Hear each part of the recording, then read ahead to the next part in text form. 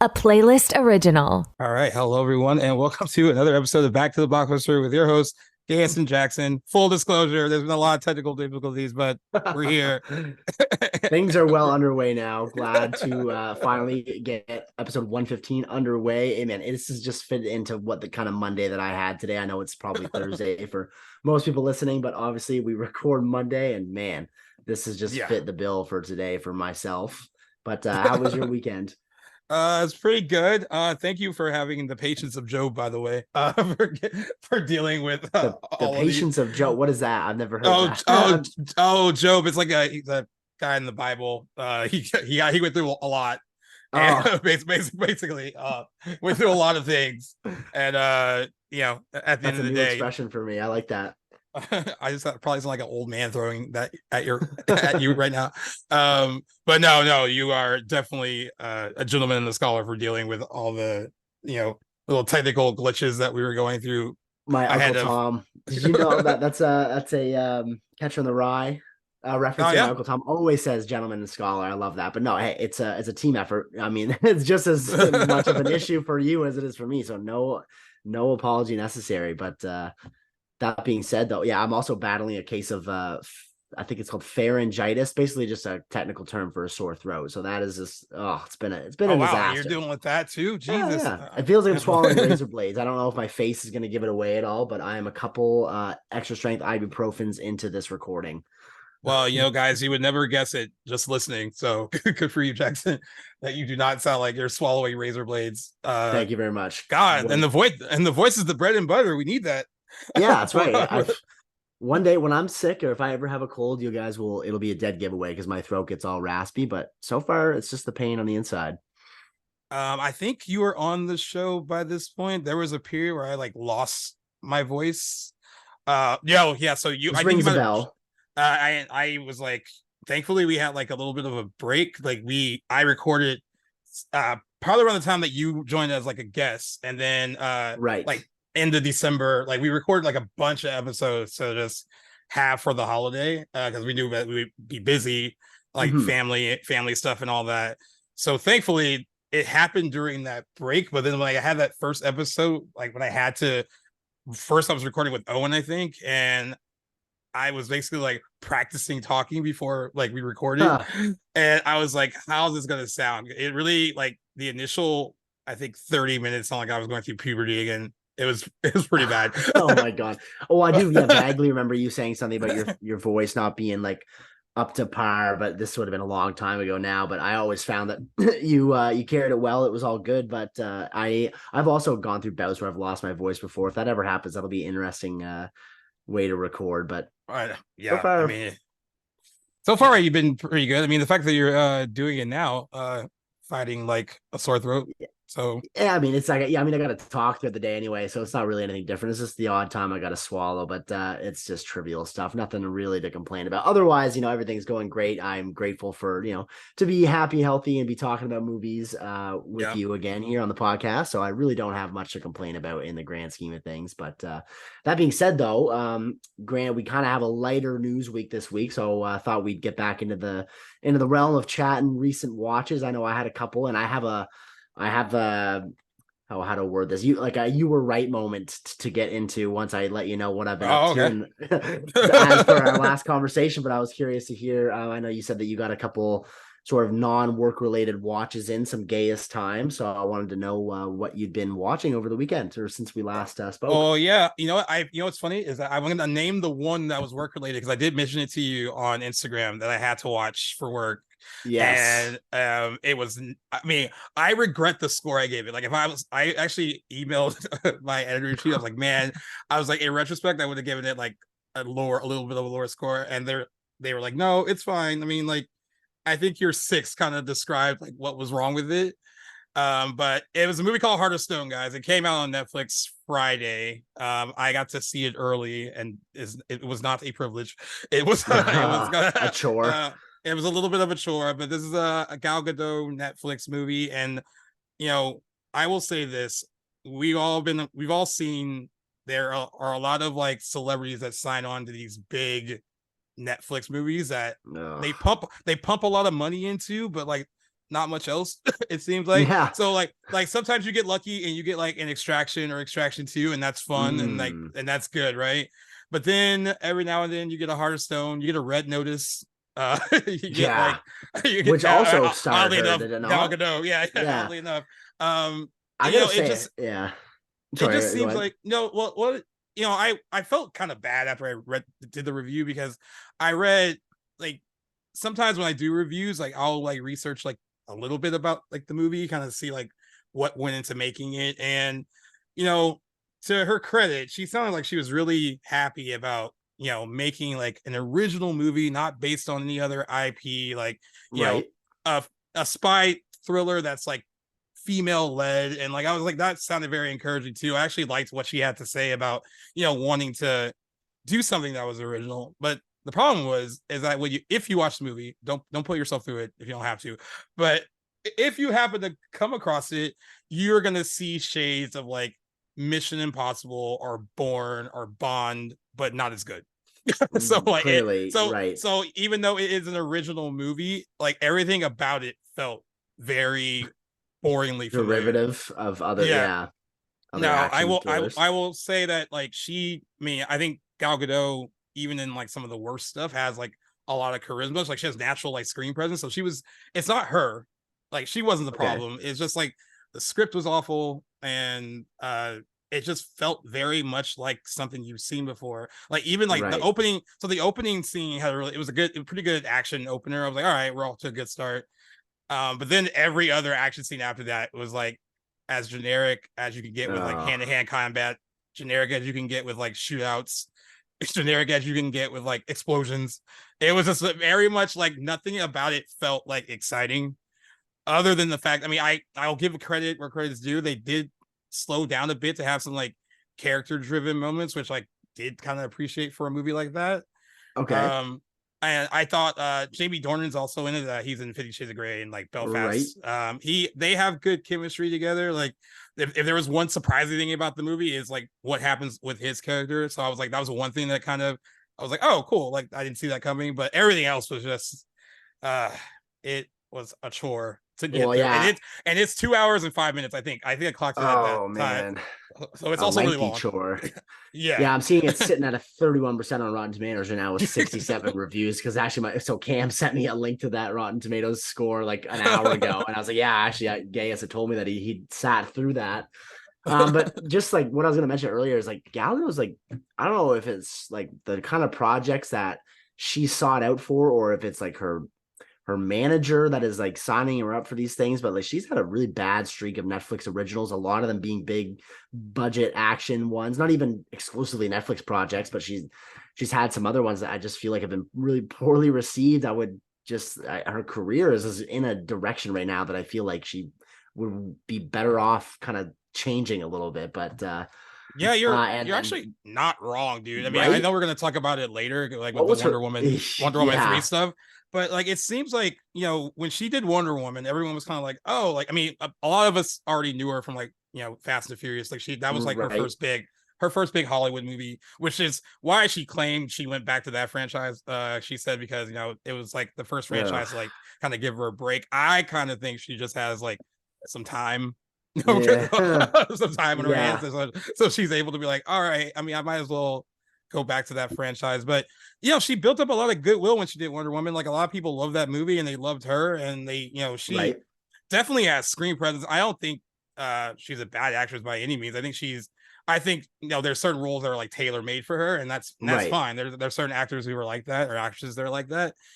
But I would say after like Wonder Woman 1984, like it's been like questionable. What's been a good Gal Gadot movie since then? And like, I can't name none one. Come to mind. No, like, and I feel bad for her, but like I didn't detest Red Notice, but I remember watching it like I do with like most of these Netflix movies, where in the moment it was entertaining. I was like, all right. But as soon as I like hit stop, I was like, I forgot about it. So that's how like, and that's the problem with like a lot of the Netflix originals is they, we talked about Mindhunter and stuff, like, hey, like why are they putting so much money? You brought that up. This was going through my head. Yeah. Why are they putting so much money into stuff like that when they're like, oh well, Mindhunter was too expensive, so we can't go through that anymore. God. And like I'm guessing something like Heart of Stone was not like a cheap budget. I mean, even though it seems a little derivative, like the way it looks and all that, I'm sure it wasn't a cheap movie to make. And like I don't know, I wish Netflix would kind of, and I hate to say this, because I feel like they make stuff that is for you to watch at home. Like they don't really think about the big picture, like, oh, like this is like a movie for like theaters. Like I think they kind of think lower than that sometimes. No, you're totally right. And they crank out so much. I remember like I forgot if it was last year or the year before where I got an email about like their original movies, and there were so many on that list. I was like, I don't know how you can make that many projects and have them all be good. Like there has to be somewhere someone's like, well, they have this approach of like, let's just throw shit at the wall and see what sticks, even if it's one in every like 12 movies even gets a positive review. Like so many people are looking for just mindless movies on their platforms that eventually, even if people aren't getting much out of the movie, if people are watching it, it just seems like that's all it takes for them to justify it. But what happened to this pledge that they were going to cut down on focus quality over quantity, like with this new approach last year, maybe the year before, not that long ago, but it seems like that pivot hasn't really come yet. And I'm like looking forward to the day where we're not getting hundreds of Netflix originals a year and they're focusing on just higher quality, and not to sacrifice entertainment, of course, but it feels like that's all they try to get out of the movies is mindless entertainment rather than good quality cinema or good, a theatrical experience. Like they limited released Extraction 2 in some theaters for a week, did they not? And that went really well. They did. Yeah. So, I mean, let's see more of that. And they kind of like, if they kind of almost like stubborn, don't pivot. Like, I mean, I remember with the whole like Glass Onion Knives Out thing, they didn't even want to put that in theaters for the 2 weeks that they put it in theaters. And they were like, hey, and like, I think theater owners were like, hey, that first movie made a lot of money. It's like a very rare, like mid-tier budget movie that actually did really well when it came out in 2019. Like, especially why not? For the ensemble cast it had, that'd be enough to bring people to the theaters. Right. So like Chris Evans made out of Avengers, like one of his first roles after Captain America. Like, holy, like you have a winning formula there. Exactly. And that sequel actually played well in the 2 weeks it was in theaters. Like people actually went to see it. So like if it, I think they have this kind of business model where they feel like the way they're doing things, the way they handle their films works for them. I kind of wish I mean, I would, if I were them, I'd be looking at what like Apple's doing, like how they're like 100%. I agree. They have a model strategy, and I never would have thought I'd say that about that company, but their streaming service is great. Yeah, and like and we talked about it before with like Killers of the Flower Moon, and I also I think one other movie that they're doing where they it's going to come out in theaters first. They did not, and they're not putting like a date on when it comes out on Apple. It just says that it will be on the Apple streaming service at a later date or soon. It won't like give you the exact date because they don't want to take away from the actual its chances of performing well theatrically. Because if you have a date where it is going to hit streaming, like a lot of people are going to be like, all right, I'll just wait for that. Exactly. So props to them. Honestly, that they seem to be learning from other studios' mistakes, or like even like not even getting the chance to learn from their own. They're just making good decisions based on complaints of other streaming services approach to things. So got to give credit where it's due. They do have a good approach to how they're releasing their content, but I would feel like embarrassed to be a Netflix exec and to have movies of such high quality. Like some originals they put are fantastic, like Marriage Story or The Irishman, and then to have shit like the Adam Sandler, like Who Be Halloween is a movie that they paid for and put out there. Why was that ever made? I know. Right. I get like, kind of the company approach. Like they're selling product. I get it, but it's just like, I also get the care. I get the performer approach for it too. Like if you're someone like Gal Gadot, Chris Hemsworth, a lot of people when they started making a lot of movies with Netflix, I remember in the beginning when they were making like original movies, the big thing that a lot of actors said about it compared to like the studio system is there's a lot of freedom. They let them kind of like, hey, like this is your project, we're not going to get in the way. They don't really interfere, and maybe there is room for a little like interference sometimes, maybe not like that's the kind of vibe I'm getting with Netflix, where it's like, okay, maybe you should step in and like do a little like quality control before you like put it's not often you'll hear us advocate for studio control, but sometimes there's a need.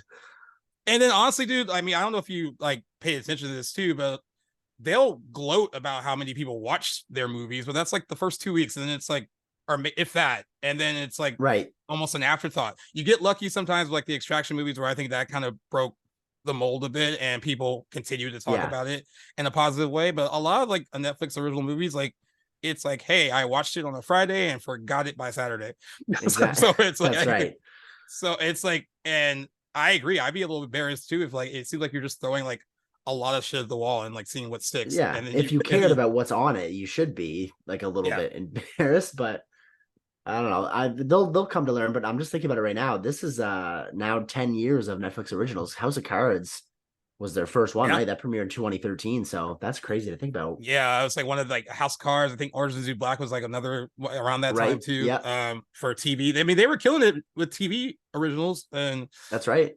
They just like every time I see like a Netflix original movie now, I'm just like, oh. It doesn't mean anything to me anymore. I see like the N on the corner of it. I'm like, I honestly, my brain goes that that's probably shit for the most part, unless it's something I know about, or like I'm anticipating that I know, has a good team behind it. But oddly enough, just because we're on this conversation, I actually canceled my Netflix subscription today. I'd meant to do it after our chat the last time we had Ty on, and we were talking about the studios, obviously, the strikes, and they gave a reason too, like why you're canceling, and they give you a bunch of your regular old options. Is it too expensive? Is there not what you want to have on there? And they give you the option to put other and type your own thing, and I put you're not paying your writers adequately, and then I submitted that. So, which is a little petty, but I saw the charge of my visa and I was like, fuck, like I actually feel guilty. Like there's nothing on there that I really need to watch right now. Like it's not like I'll never have a Netflix account again, but yeah, they're not impressing me lately, that's for sure. It's my least watched of the streaming services I have. Once upon a time, that was the only one. It used to be like I used to like watch it a lot. And now it's, I mean, unless something's sent there. I mean, there was a little bit. I mean, of course, like when you get lucky enough to get a movie early, it was nice to see like, oh, like this is under embargo just for like Gaius Bowling to watch. Like that was cool. Sure. I just wish it was something more exciting. I was watching. Exactly. Yeah. I think I was like an hour and a half into it, and I was like, it feels like it should be over now. Why is it so long? You never want that feeling from a movie. No, and I felt bad for her. Like, I mean, I agree with you. I think she has like the live action like Snow White. She's like playing the evil queen and that, and that could be like financially promising for her. I'm sure that will probably do well because it's Disney. Do you? Well, that's an interesting point. Because I mean, have you seen any of the back? We've talked about this. I feel like the negative press so early on in that movie is boding poorly for that finance. But then again, I don't have necessarily the input that you or others might have. But I'm not looking. I don't have high hopes for that movie. Well, isn't one of the issues that for the Seven Dwarves, they're not like dwarves. That's what, exactly. So there's a lot of controversy around that decision. That the fact that they like Disney lied about those set photos being from that movie just to turn around. And I know we have another point kind of related to that getting to, but that was like super, super embarrassing to actually have to come back and admit that, these are actually leaked photos that we denied being. It's like, come on, man. And the other issue with the movie, it's not even an issue. It's like not even the girl's fault, but like, of course, having Rachel Zegler in the lead. I mean, there are a lot of people, and this is not the right thing to even judge it on, but that's also put it in like a lot of people are like, of course, Snow White has to be white, I guess. I get, and it's not her fault. I see both sides of the coin there, and there's definitely people on that side that are kind of approaching that issue the wrong way. Where I kind of understand some complaints is that it is an adaptation of like a traditional folktale, set in a particular period and time and place, and it just kind of does seem arbitrary. And why not give, again, this is a thing we've been over time and time again, but just to reiterate, like that would be a great opportunity for Disney to create an original story for Rachel Zegler to star in instead of like having her be like Snow White. Yeah, it's like, why not? Don't they not care enough to create original content for more marginalized communities? Who is like, and she's super talented. I mean, I think 100%. I mean, I wish I could remember who on this show called her poor man's Jenna Ortega. I have to go back to those. I have to go back to those who episodes. Was that? You're right.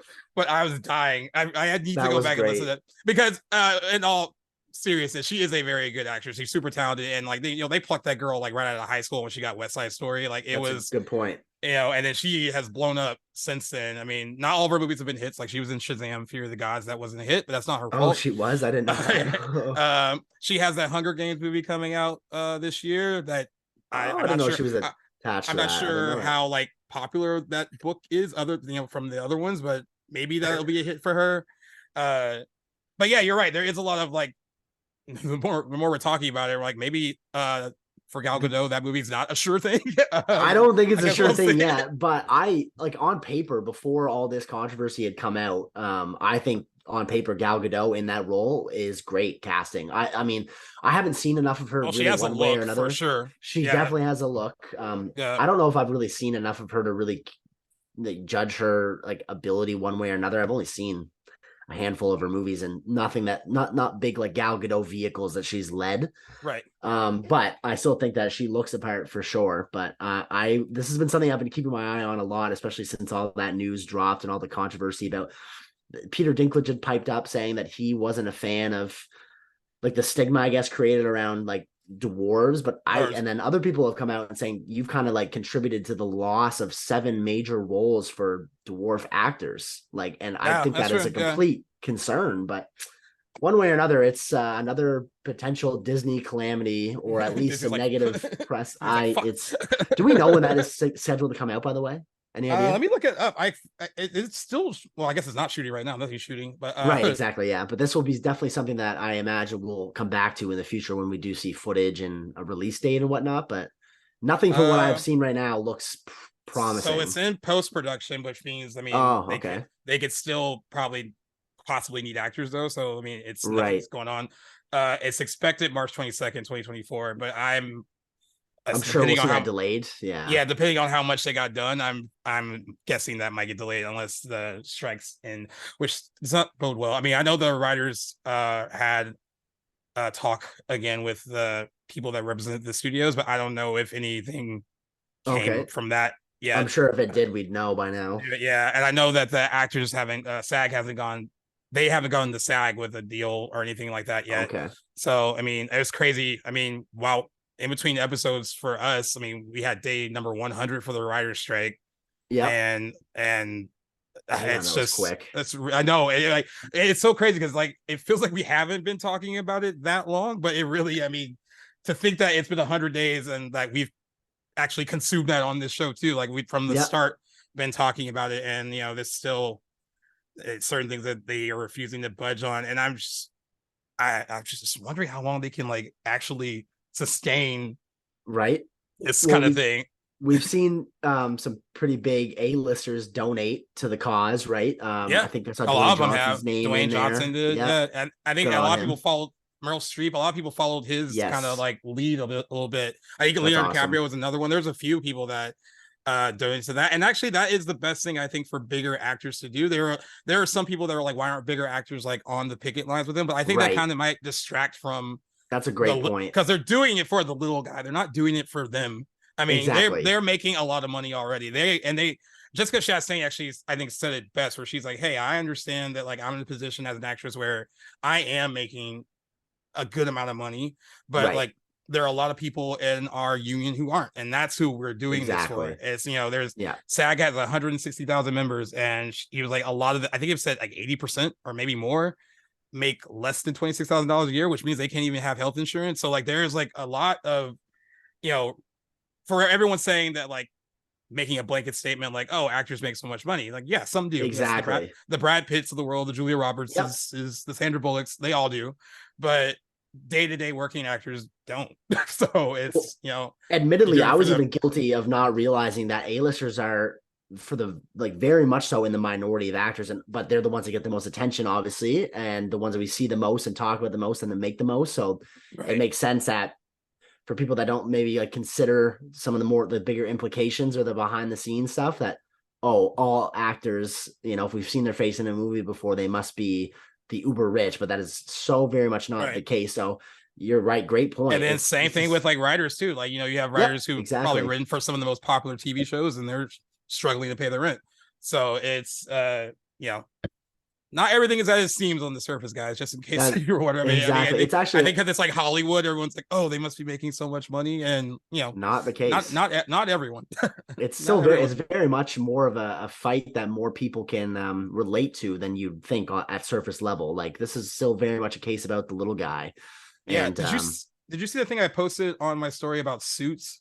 Where it's like that show right now is the most like watched, like they said, library series on Netflix right now. It's got 12.1 billion views in the last like 2 months.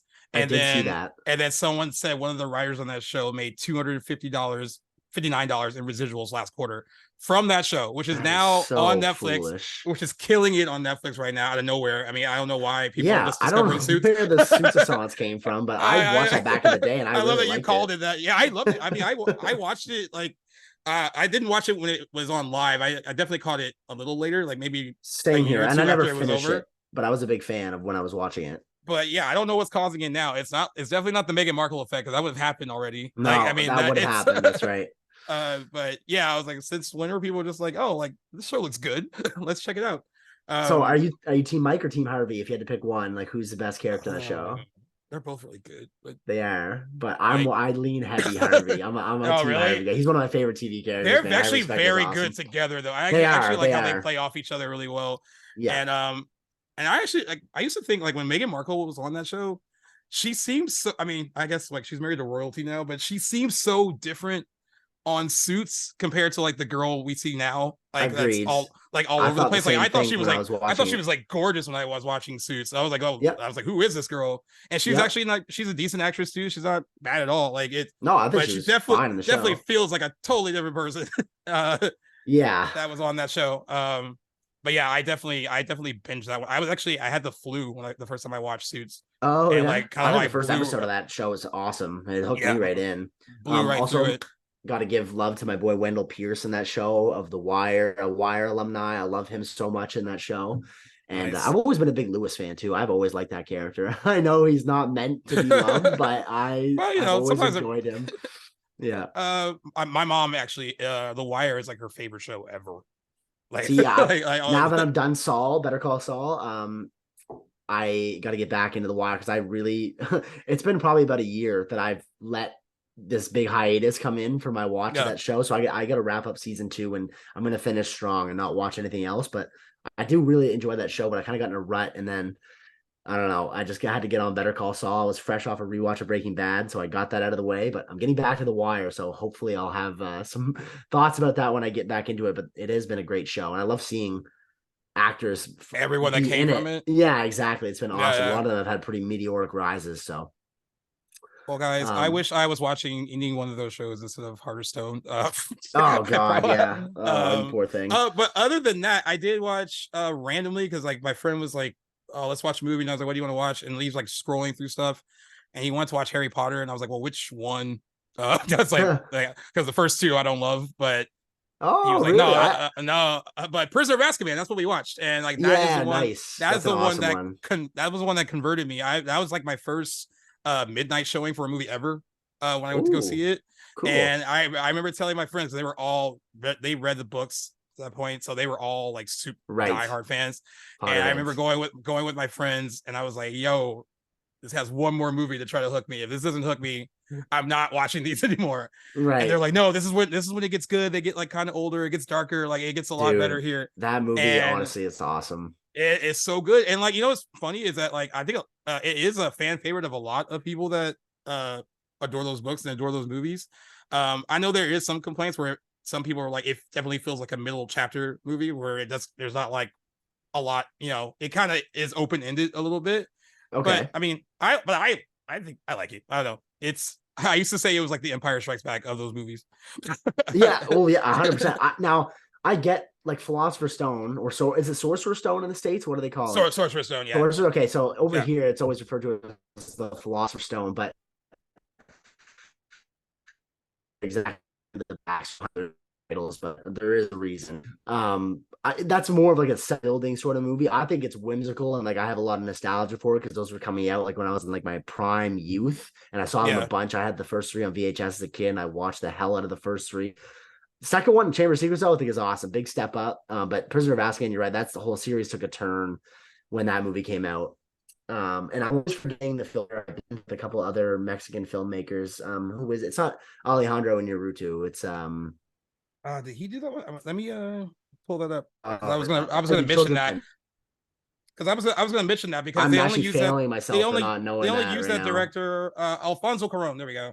Alfonso He direct Cuarón. yeah, Yes, yes. and it's interesting because he definitely I think he set the tone of what those movies look like after. I mean, because they only used him once, Agreed. and he only Right. directed that one. But I think that following him, I think that was like, okay, that's the style we kind of want. Even though, I mean, I know for some people it was like really, really dark, but I mean, everyone that read the books were like, well, this is kind of where that happens, Where everything happens. yeah. And we were watching it last night. I was like, there's barely any scenes that take place like in daylight. It's like everything is like super dark. It's a good point. Everything's very moody, but like, and I think the actors get better because those kids didn't have any like background in acting at all really when they got those parts. They were kind of fresh when they got the first movie, and you could tell with that one it seemed like they were like really starting to kind of come into their own a bit as actors, and some experience under their belts. Yeah, a little less green in that movie. That's right. Yeah. Gary Oldman in that movie too was awesome. Yeah.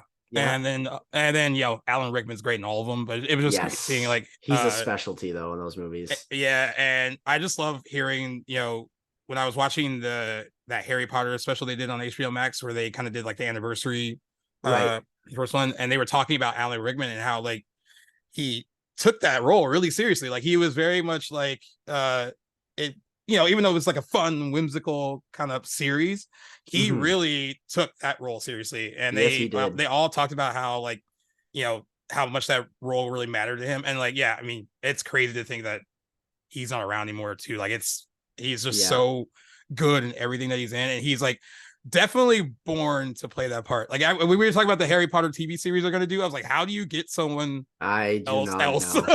Like, I mean, let alone replacing the kids, but like, even like, I can't see anyone else. Actually, someone fan cast Adam Driver as Snape in that show, and I think he would be fantastic. He definitely looks the part. Definitely looks the part. I think he could really do it, but nobody did it like Alan Rickman did it, and he was awesome. It's sad to see he's not around anymore. Robbie Coltrane also probably would have been the first time you've seen that since he passed away last year. Yeah. Was it 20? Yeah, I think it was 2022. But that would have, There's a lot to love though. I mean, and then those kids were very lucky. They're in that across that entire series. They're probably working with like the most elite of British actors.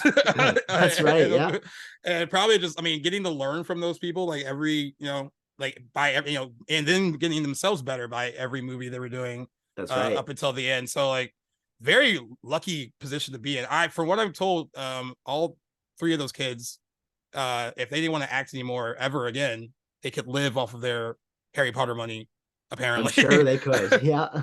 Like someone like Emma Watson's taking like a break. She kind of wants to get back to acting, but she kind of like fell out of love with it. She said, like, the kind of grind of it. But what I love about at least all three of them, they've been pretty picky, and then like Daniel Radcliffe's just done weird stuff, but like it's been interesting to watch. Like, he played Weird Al, which is like, that's really... right. I gotta see that. He's had some good projects though, like that snuck in there. Like he's this great undercover like neo-Nazi infiltration movie. Imperium. I don't know if you've ever seen that. Yeah. Love his The Woman in Black horror movie. Yeah. Really good that he did right after Harry Potter. But he's in the Now You See Me Too, isn't it? Or is he in the first one too? Yeah, he's in the second one, and then he did the Lost City with Sandra Bullock and Channing Tatum. Like, oh my god, interesting I'm stuff. Thinking, what's the one he did with the Daniels, their debut? Oh, is that the Swiss Army Man? Swiss Army Man. Have you seen that? Yeah, I have seen it. That's why I was saying that he does done some weird stuff too. Exactly. That is definitely a weird one. It's definitely offbeat. I think Emma Watson. Well, I guess he also has done mainstream stuff. I was like wondering who went more mainstream post Harry Potter, but I guess he kind of has gone back and forth. Like he's done really weird indie movies and then has done like big studio movies as well. Hey, even Tom Felton was in like Rise of the Planet of the Apes. Like, so they've all kind of that's right, playing an asshole. But not too far. No. Very on brand for Tom Felton, who I also hear is very nice and nothing like his character at all. But yeah, it was a fun. It made me kind of want to watch not the first two, but like everything after Prisoner of Azkaban. Like, Right. They're so long. I remember at one point we paused it to go get Oh, something dude, to they're eat, lengthy. and I was like, damn, there's like 2 hours and some change left. All right, but I mean, but still like highly entertaining throughout the entire thing though. Yes. I had a good time watching it. On that note of watching something and being inspired to watch what came after, so the two watches I was saving to let you know that I'd seen, and the you're right moment that I was alluding to earlier was, so I did end up watching Dead Man's Chest after our Pirates episode, and I'm about halfway through at World's End right now. I had to pause it last night. I was just getting too tired, but I'll probably finish it tonight, I hope. Yep. And I gotta say, for the first time ever, I think I liked Black Pearl more. You're right. I know you were surprised when I'd said that I liked Dead Man. Like, don't get me wrong. I still loved it, and my enjoyment of the movie didn't go down by any means. But I guess I see more now what you and even Cam. I had this discussion with Cam as well after talking to him about Black Pearl, and I see what you guys were getting at. I guess sort of definitely took a more studio direction in that movie, and they kind of played up a little bit of the goofiness. Thinking once they knew what they kind of had on their hands after the success of the first one, I think they really played up the goofiness and the antics, and even some they're like dialed up by 100. Yeah. That being said, I still love those movies to death and think they're such a blast, but there are some sequences that it does not have to be a 2.5 hour long movie. Like that whole scene, or the sequence rather, at the like the cannibal tribe island does not need to be in that movie. It does nothing for the plot. It's just for Jack Sparrow goofiness. But it's funny too, like because I think I mentioned when we were talking about it, like they were really long. That's all I remember about the sequels, is that they were long. And then I was talking to my buddy about just long movies in general, and he was like, I just don't think like popcorn movies need to be that long. And then he brought up the later Transformers movies that Michael Bay did, which were some of them almost push 3 hours. Like they get close, and it's just like, who, like, other than like stroking that guy's ego, there's no reason for that movie to be almost like over 2.5 hours. Like you're not making Lord of the Rings. Yeah, no, exactly. Oh, what did I see? I saw something recently comparing the length, or it might have been the budget of Lord of the Rings. I wonder if I screenshot it. If I do come across it, it was an interesting talking point. But regardless, and then I think World's End is like even closer to 3 hours, just not really a need for that. But I'll still say, like, still leagues and above, leaps and bounds better than like most of the stuff that Disney puts out these days. Like that was definitely a golden era for them at that time. But definitely.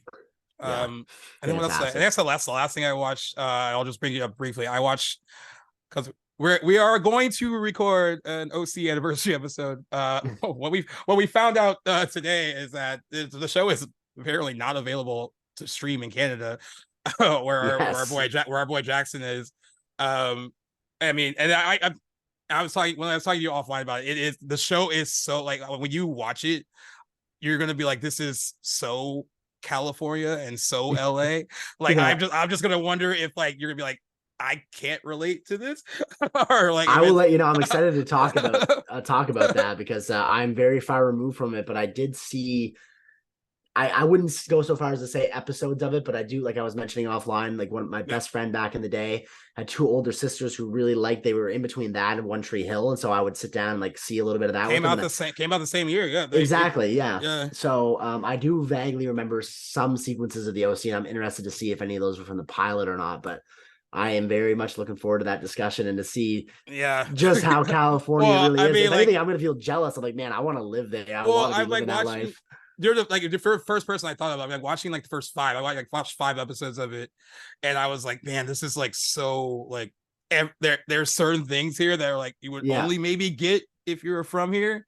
And I don't know if it's gonna make us look bad. I'm gonna take notes to bring up and share, obviously, because some of it is like, when you're living in an area like Newport Beach where this show takes place, even though they shot a lot of it here, it's the same vibe though, like Hermosa, Redondo, Manhattan. It's like there is a certain section of it that's very like hoity-toity and very like and I was like, God, I can't even like make fun of it because I've experienced it and I've like lived that and been around it.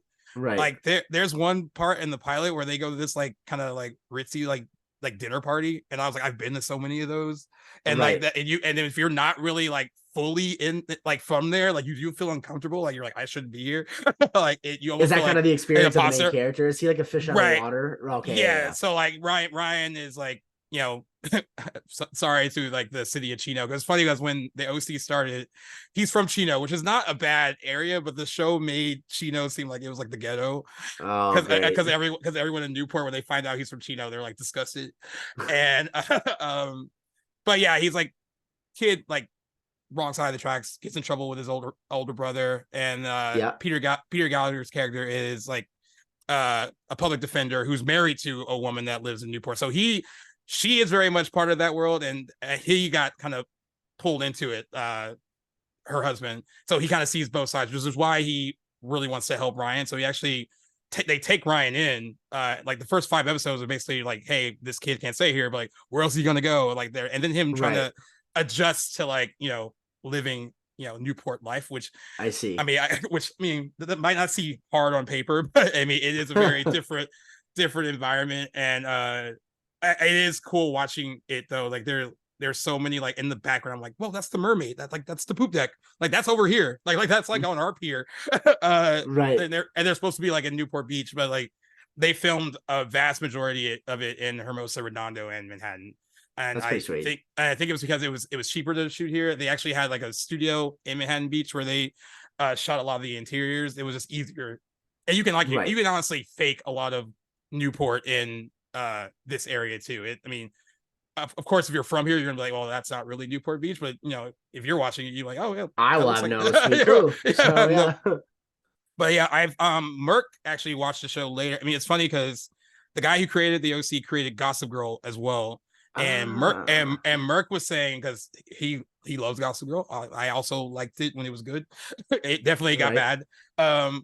But that show is very like New York. So he said watching that show, like, you see so many places that you're familiar with. And he's like, I kind of feel like you got that vibe when you're watching the OC, like you're more connected to it because it's like you recognize so That's many a things from it. cool, like sister companionship series, especially with the two of you living in those And respective areas. right, I think right. it's crazy that the creator would be able to encapsulate both coasts so So well like well, that. yeah. Like, how was he must have had time spent in both?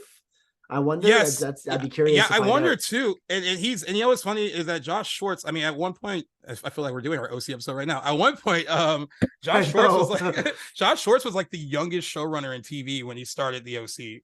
And Wow. he basically was writing like, he went to USC, and like he kind of was like on the outskirts of that world. So he was really writing Hmm. what he thought, what he saw, I see. he's like, maybe we shouldn't have talked about Chino the way we did. Maybe we shouldn't have like stereotyped water polo players the way we did. They made them all like Right. jerks and kind of assholes. But it's those stereotypes exist for a reason, and they're not, when you're watching or I'm watching, I was like, I definitely known people like that. And Right. it's like, it's may not always be flattering, but like you kind of like can laugh at it a little bit. Where you're like, oh, like because Right. they kind of dial it up to like really poke fun at it a bit. Right. But like most TV shows, especially teen shows, like I told you, that first season's 27 episodes.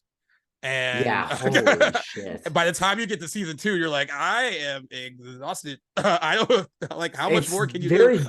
daunting to like start a show with that much to it. Like, I can't believe that was a norm at one point. Like, why shows felt like they had to be so expansive and so long. And yeah, these are 45-minute episodes, you say?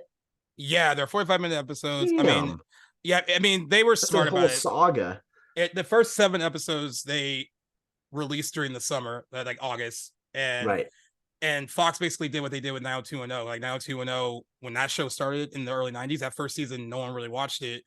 And then they were like, hey, like we should just air new episodes during the summer. That's maybe the target audience will be watching it during the summer. Right. So that's how that show blew up. 90210 blew up because they were actually airing when everyone else is in reruns, is airing Right. new episodes of this show. And they did the same thing with the OC. And it is definitely one of those shows that burn bright really quick. and then burned out seemed like even faster. I mean, by the time I get to, I mean, I watched all 4 seasons, but I think it was like season 3 when I was like, this is not as good as it once was. That's and you can tell like the cast is kind of phoning it into, like, like when you're young and you're doing a TV show, you're like, hey, I want to do movies, I want to do all this other stuff. Like you can tell that they were like losing interest in it. I see. But it's interesting though now, because like I guess like time kind of changes things a bit, because like when they did the podcast, like rewatching, they finally got Ben McKenzie to be on the last episode of that, because like I think I told you, I was like, hey, they keep trying to get him to do it, and he seems like he keeps turning him down, but like he actually did the last episode of it, and they all kind of look back on it much more fondly now. And I guess time will do that when you have like you got to do other stuff in your career and do other projects, and they've accepted that, hey, they're going to be known by a lot of people, like, hey, you were on that show, like, definitely. And at least it was one that was like, I mean, it really infiltrated like the pop culture zeitgeist in a big way. Right. I mean, I remember when we went to, they had like a meet and greet on They Hurt Most Appear, and this was after I think the first 4 episodes it aired, so like this wasn't too far into the run of the show, and we're like, oh, we're just gonna go down there, like we live over here, we might as well go check it out. And it was a zoo down here, like trying to like get like even a glimpse of them. Right. And I can imagine. And that was only after 4 episodes had aired. It was wow. And it's also crazy to think that One Tree Hill came out in September. Like it came out like a month later. That I never watched that. I don't know why certain team shows. I don't know why certain team shows. I'm like, yeah, that's my jam. Well, and the other ones, maybe I'm like, you would have started that if I had a release first, right? It could all come down to that. Just one got your attention first. Does One Tree Hill also take place in California, like same area? No, One Tree Hill is like basically in the same. They shot it where they shot Dawson's Creek was like Wilmington, North Carolina. So it's kind of like okay, other side. Okay. By the way, I remember this was recent. Ginny. We were talking about different TV shows and stuff.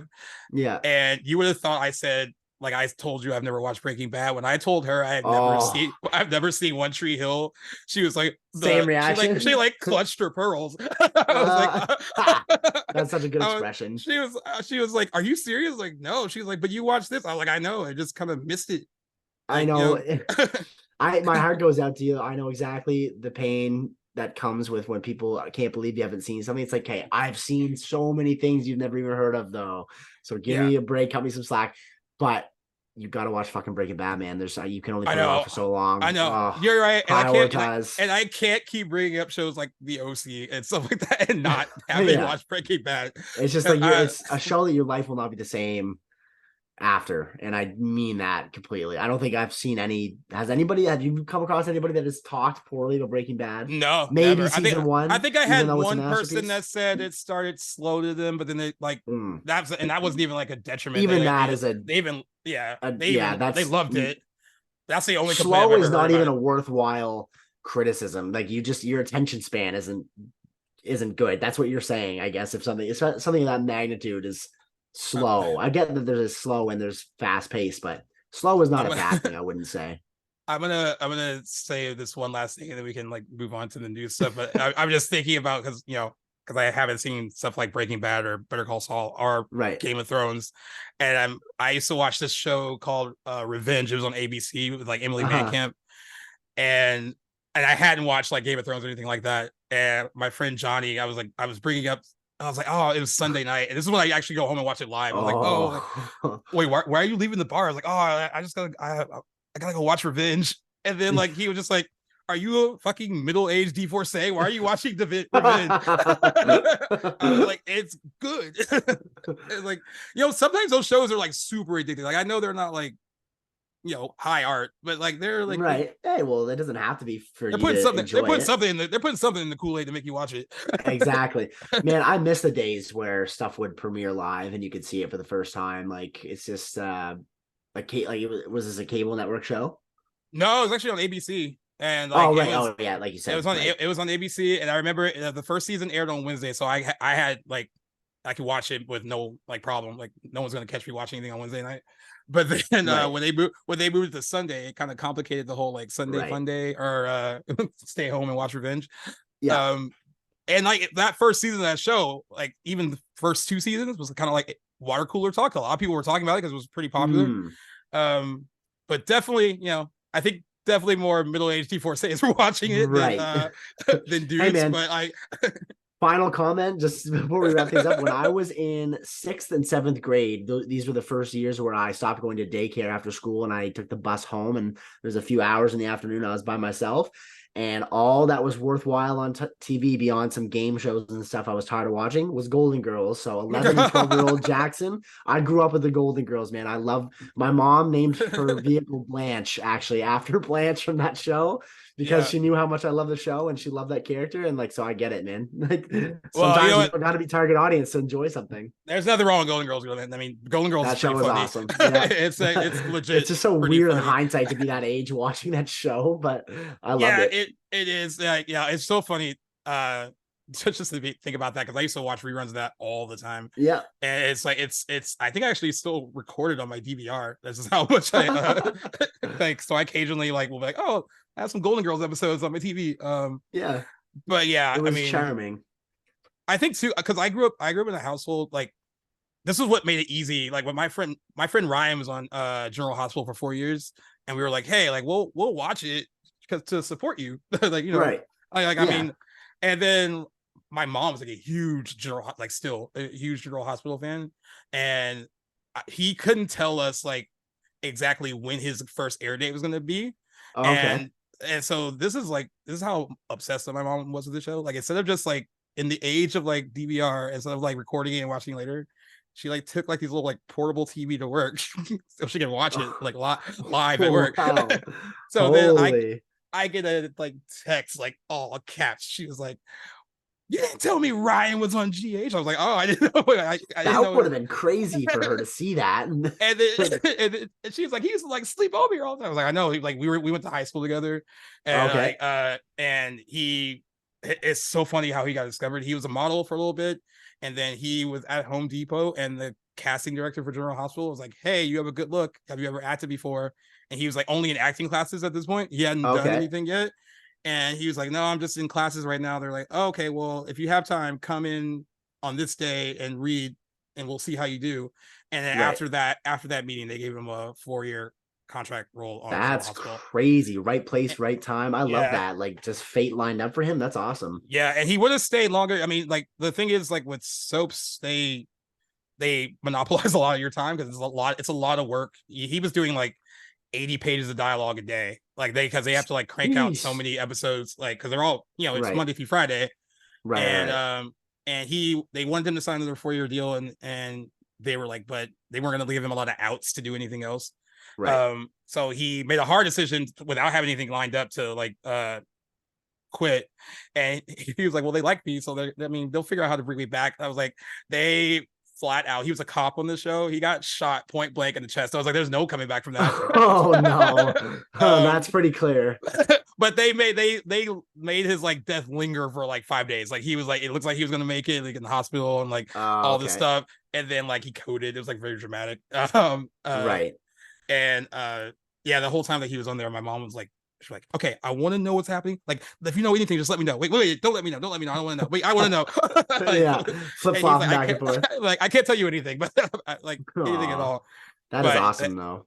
But now he's he does a bunch of Hallmark Channel movies now. He got into that. Okay, guaranteed my mom would know who he is because she is a Hallmark fanatic, and she makes this joke all the time because she knows obviously how much I love cinema, and she knows how low brow these Hallmark shows are. She goes, yeah. But that's just who she is. She loves that stuff, and I would be curious to know if she has seen him and stuff. I'll have to find some titles that he is in and run them by her and see if she recognizes them. That'd be hilarious. Yeah, I will. I'll send you his IMDb so you can share it with her. That'd be awesome. Because every time I mention that to someone, they're like, "Oh, that guy, you were friends with him?" I'm oh, that's cool. And usually the girls are like, "Why don't you bring him out?" Yeah, sounds like that kind of guy. If you got the modeling look, yeah. All right, let's should we talk some news? Jump into the episode here. Well, no, this is actually kind of fun though. We were just kind of I know. There's an hour gone of just I know we haven't had a chance to do that in a while, so this is great. Well, I guess the subject of bad Gal Gadot news. She's not having it. Yeah. Oh my god, I'm still reeling from this. Because I was so convinced what she was saying had to have been true, Like, because like I even like seeing your posts, like she doubled down on her comments. I'll let you set the scene here, so for listeners that don't know what's going on.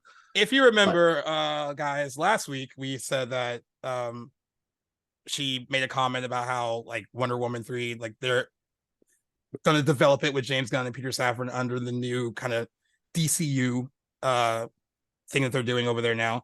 A lot of people were like, why are these comments coming out now? So I guess because of the strike, she did a lot of interviews for Heart of Stone back before the strike happened. So like a lot of these kind of blurbs are coming out now because they wait to release a lot of interview stuff closer to when the movie's going to come out. Naturally. So a lot of this stuff, even though they're like, hey, why didn't we pick up on this earlier? It's because they just released it. So her first quote, if you don't remember the one from last week, was, "I love portraying Wonder Woman. It's so close and dear to my heart. From what I heard from James and from Peter is that we're going to develop Wonder Woman 3 together." That was her first quote. Mm-hmm. And then her next quote sounded more like on the nose. And this is a few days later? Yeah, a few days later. "I was invited to a meeting with James Gunn and Peter Safran. They told me, and I'm quoting, 'You're in the best hands. We're going to develop Wonder Woman 3 with you. We love you as Wonder Woman. You've got nothing to worry about, so time will tell.'" And then as soon as that quote came out, right, time has indeed told. As soon as that quote came out, Variety was like, "Yo, we've talked to some people at that studio, and basically it says sources tell Variety that despite Gadot's comments, a third Wonder Woman film is not in development at DC Studios, nor do James Gunn and Peter Safran have plans at this time for any Wonder Woman project. Furthermore, Variety sources say nothing was ever promised to Gadot regarding a third film, and nor were there any definitive discussions had about Gadot's Wonder Woman continuing with the new DCU. Awkward. This is like, this kind of gives me faith, because like hearing all this coming, I was just kind of taking her. She was so confident in what she was saying that I had to just take it at face value, as I'm sure many people did. But I was like, I'm kind of losing faith or goodwill in this DCU that is supposed to be starting from the ground up and disregarding all this stuff in the past. Right. If this is true. Anyway, so I'm kind of happy to, not that I didn't like Gadot as Wonder Woman. I've seen her appearances in the movies that aren't her leads, but I liked her, and it would have been nice to have had her go forward. I think she's great in the role, but that being said, I think this universe going forward is in better hands, just disregarding this arc. But what are your thoughts though about who's who in this scenario? Well, are James Gunn, Peter Safran full of shit, or is Gal Gadot full of shit? Well, doesn't that second comment, I mean, when you say like, and I quote, and I quote, that's the big part. It's like, okay, she's not saying this for no reason. So I think they maybe did have a discussion with her, maybe prior to, maybe in the same way they had like a discussion with Henry Cavill when they were like, hey, we're going to let you go. I mean, you're not going to be our Superman, but like there might be another role for you later down the line. The same conversation they probably had with Dwayne Johnson, like, hey, we're not going to move forward with Black Adam 2, but like we still want to work with you in some. That quote though, it sounds like they did have that discussion. And usually when James Gunn is put in this position, when someone's like, oh, like he said this is going to happen, or he said this is going to happen, he usually like is quick to go on Twitter and be like, hey, I didn't say that, or hey, that's not true. Okay, he didn't do that with this. He hadn't said anything. These are just Variety sources that from the studio they're saying like, hey, that never happened. So like it's weird that he would let Variety do the talking. Yeah, and it's weird to like put, I mean, like that she has so much egg on her face because like it makes it seem like she made it up. But I agree with a lot of people who were like, I don't think she made it up. I think they had some discussion with her that made her feel as if, you know, she was going to continue on as Wonder Woman, and there'll be, now maybe on their end they're probably like, yo, a third film like 5 years from now. I don't know. Yeah. Technically that's not a lie. Yeah, but I can't help, like, regardless of how things went down, like Gal kind of looks ridiculous after Variety kind of shoots down her claims. And if I were her, not that I'm not on the team that wants her third movie to be made, but I feel bad for her if that's the case. Like James and Peter kind of seem like it's kind of cowardly, don't you think? Oh, a bit. Yeah. If that's true, if that's to be believed, that is. And all I could think was like, poor girl, you got that 31% Rotten Tomatoes movie out this weekend and this at the same time. Yeah, that's a bad week for her. Oh, and it's like, you know, I mean, but we did mention when we brought this story up last week that it did kind of feel like I hate to say talking out of turn. I mean, but it seemed like something that maybe she wasn't supposed to say. Agree. And That's a great point too. but then, like, that second quote, I mean, like I said, when you throw in and I quote, that means like you like that was like an actual discussion. She clearly was confident in this. There's no, I Yeah. can't think of any logical reason that she would come out and say all these things so confidently if they weren't true, knowing True. how this would turn out if it wasn't. So something's Right. definitely fishy behind the scenes there. I just don't understand like the perspective of either one of them. It also right makes me now. feel like, we thought things were going to get better under their leadership. It still seems like they're just kind of like waffling. Yeah, But I no, mean, it's I guess they true to haven't start. had like a lot of their like, the stuff that they're releasing isn't out yet, right? Like the start of their official DCU hasn't really. It starts with Blue Beetle. I think they're just saying that so they don't want Blue Beetle to fail. Yeah, so I was going to contribute that to being like maybe the first like error in judgment that's actually attributed to them since they took over, because the Flash bombing, that has nothing to do with them. Nothing to do with them. Yeah. Sure, they were in the driver's seat at the time the movie came out, but it has nothing. That wasn't their project. Right. So like they have nothing to do with like Shazam, Fury of the Gods, the Flash, exactly. even the mess that might be Aquaman 2, that they're not responsible for that either. But when they did join on as the new pair at the top, at the helm of DC, like at least, correct me if I'm wrong, I was under the impression that their work and their new universe that they were crafting was going to begin after the final release, so Aquaman 2. So for them to kind of pivot and then kind of go back on that and say Blue Beetle's now the first character in their new universe going forward, I'm wondering if again, like to your point, is this something that is meant to save the box office longevity of Blue Beetle, or is this something that maybe they were able to pivot and work into their upcoming universe? But here's the thing, even if that's the case, they're not even going to be able to develop anything for who knows how long right now. So I'm wondering how that will change things. I think they got that first draft of the Superman Legacy script done before the writer's strike. But yeah, that would have been quick though. That would have been a very quick turnaround. Yeah, it would have been really quick. How long was this movie in your brain to get it? Yeah. But yeah, I mean, it's so messy. Like Warner Brothers is so messy. It used to be Sony. Sony used to be the messy one, but now it's Warner Brothers, and cycle of life. I guess a lot of women online too. Like I saw a lot of like female critics who were basically, they were kind of upset that these two heads of this studio are kind of, if they promised her something, or like even if they had like a semblance of a discussion that was even remotely like what she says, to kind of leave her waffling out there, like making it seem like she's not telling the truth. If they did have that kind of talk, it's pretty disrespectful on their part if they're not going to be like, hey, like even clear it up, like, oh yeah, we had a talk, like it maybe not in the way that she believed it was, like maybe it was maybe it was different, but don't let her twist in the wind out there like all by herself. And I guess like I don't know. Yeah, that's why I feel it comes back to that. It's kind of like cowardly. Yeah. And just I don't understand, even if it comes down to like, if they did say they didn't have any plans for a Wonder Woman 3 involving Gal Gadot, why, and say like, let's just for the sake of the argument say that this conversation did happen where they promised her all this stuff, what would be like beyond just having the hard conversation? They would have had this with Henry Cavill, letting him go. With the hardest one would have been with Dwayne, I'm sure, and his ego, telling him they're not going forward with the Black Adam 2. Right. But so what do they draw the line at telling Gal Gadot there's not going to be a Wonder Woman 3? I don't know why they would go through that conversation other than them not wanting to man up and just give her the bad news.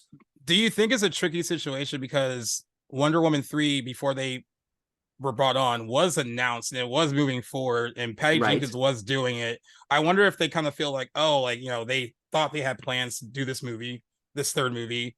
It was definitely set in stone by like the other regime, and now we're kind of dismantling that. And maybe they feel like in that case for her, like it's like feel a little bit. I mean, in the case of Henry Cavill, right? He wasn't definitely back as Superman. I mean, I know that Dwayne Johnson, though, he pulled a lot of strings and got him in that like post-credit scene, but like he wasn't officially back like in long term for that role.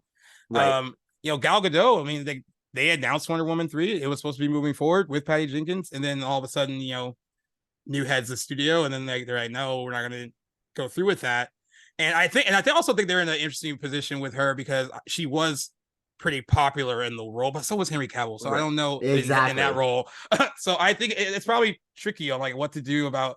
I thought it was interesting that they didn't cut any of her cameo scenes from like Shazam: Fury of the Gods or The Flash. She was That's a there. good point too. Maybe it would have been too late by the time Fury of the Gods came out, because when did they get into the role? Was it February, March when they I think it was I think they announced their slate right before Fury of the Gods, so that was like March. So maybe I'm thinking it was too late maybe to cut it out at that point. I wouldn't really know how that would work, but that's my only guess. But I feel like they had the easy out when they announced when they took over when they got rid of everyone. Exactly. Like they said, okay, Wonder Woman 3 is not happening with Patty Jenkins. One would assume that movie's just not happening. So I don't know how they talk themselves into this situation where they led Gal to believe that they were going to develop a third one with her. So I'd really love to be a fly on the wall. This is one of those situations where I just really want to know who's who, and we're just in the dark right now. I'm sure we'll find out eventually, but I don't feel, I guess, I feel bad for Gal and not so much for them with the information that we have right now. I think it is kind of ridiculous. Yeah, no. I mean, apparently only Gal Gadot can only rely on Vin Diesel because he brought her back to life for another Fast movie. Yep. And we'll see her again, I'm sure.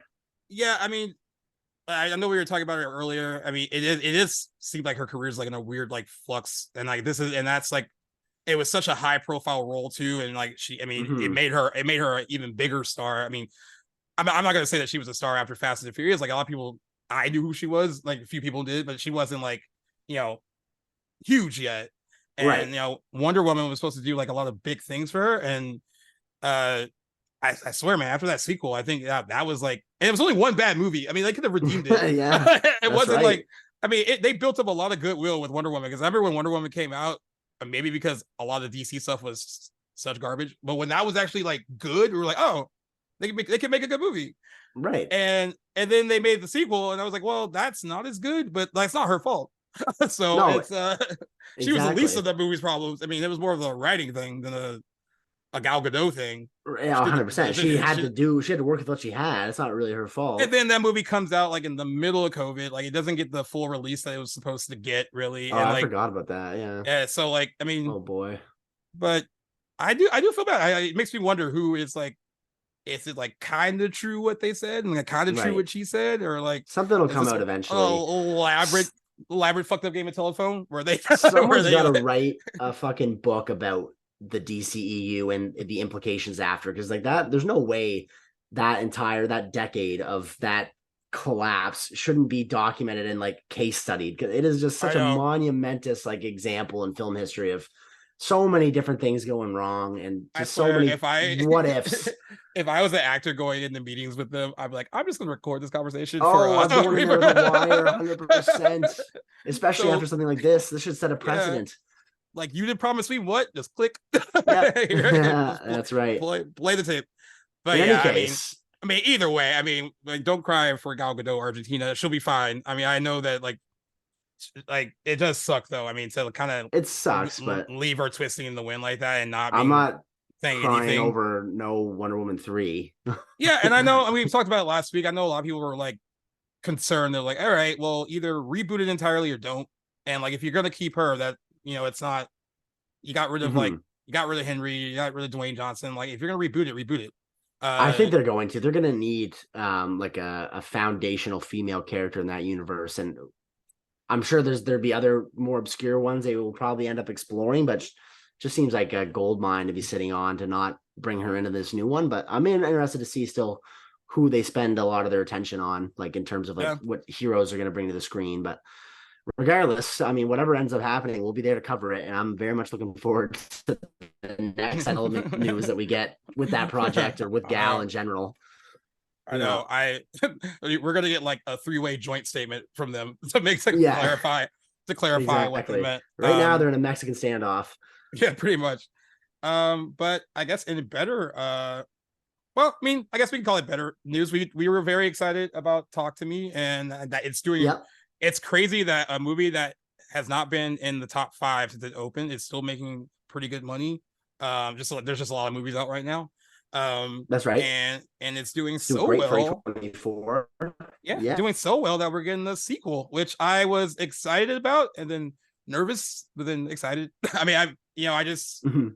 there is like a universe that can be like crafted from that story, I think, and I like you can explore Oh, more. You can explore more things, but like I was just nervous because like it's so good and like a really good original horror movie. I just hope that they can live up to what they what? just gave us. Yes, I have faith in those filmmakers. I really liked what they did with this movie.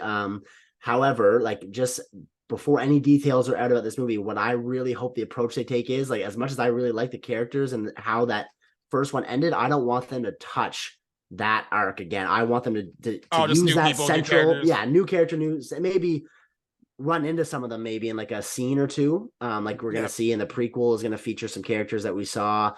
briefly in this original one, but I don't want to see necessarily continue it. I think that first Ruin one it. did like is it gave other horror movies. I can't remember what however that lead character's story ended up was perfect, fantastic. I loved it and such a great note. I would just like to see that premise with a different set of characters and maybe switch some things up. But I'm so excited because I loved my favorite theatrical experiences this year so far, especially horror related. Yeah, it was a pleasant surprise, I think, to a lot of people.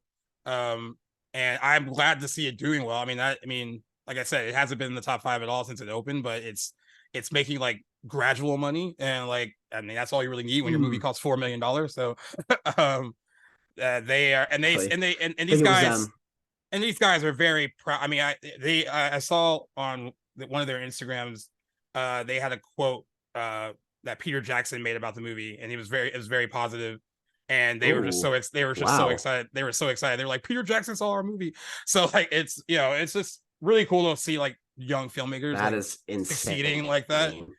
Um, I just Yes. I think whenever you, especially in horror, especially in the horror genre, when you start talking about sequels, that's when things get a little murky. But I do want more. So I'm like Yeah. I just hope they can live up to this particular film because it Well, was I a think tough act to follow. I think.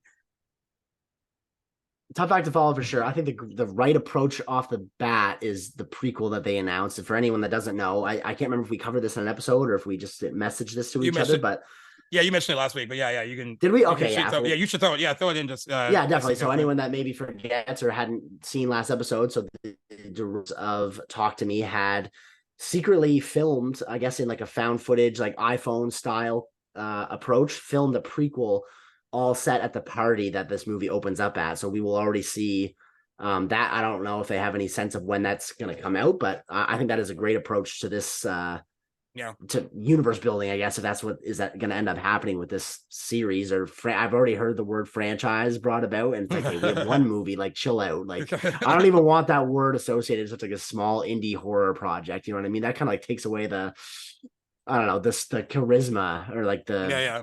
novelty out of it. But in any case, yeah, I'm really excited for that prequel. I think that was a great idea, very much in vein of like what Ty West and Mia Goth did with It was X like and then X. Pearl. Yeah, Think that's a fantastic approach. So, but then flipping directions and going with a sequel, I think isn't a bad move either. Just one I think that deserves careful craftsmanship and hopefully some time thought out about what they're going to yeah. do with it. But yeah, is there And anything actually, that you expect or hope in that sequel? well, Hope for or it, don't want?